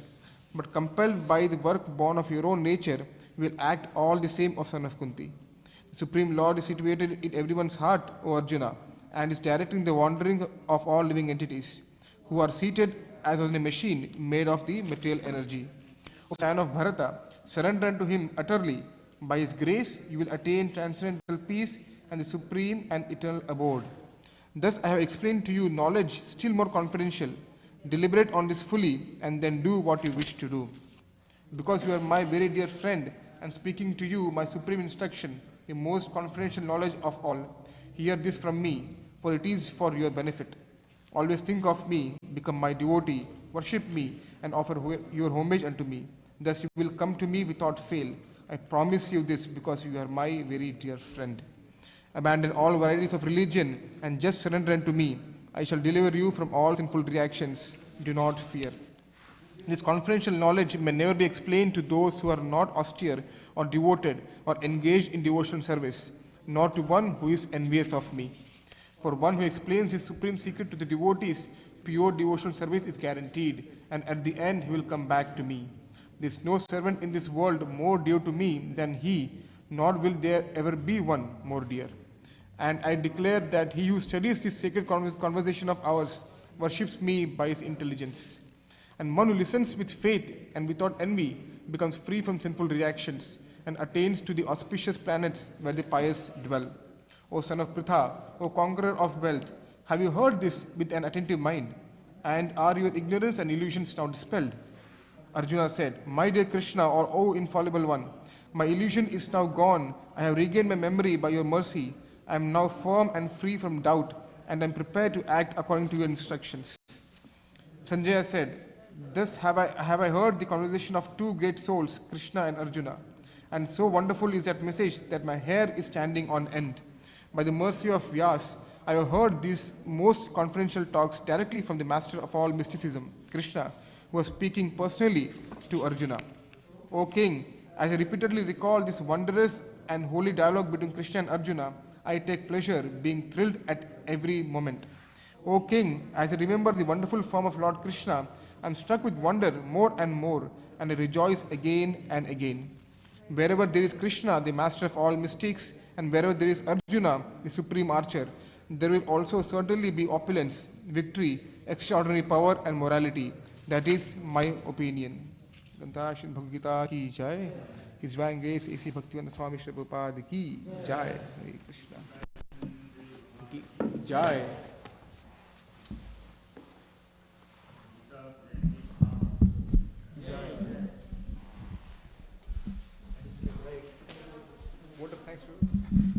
Thank you all for, wow, that's pretty loud. Thank you all for participating today. It's nice to see that some devotees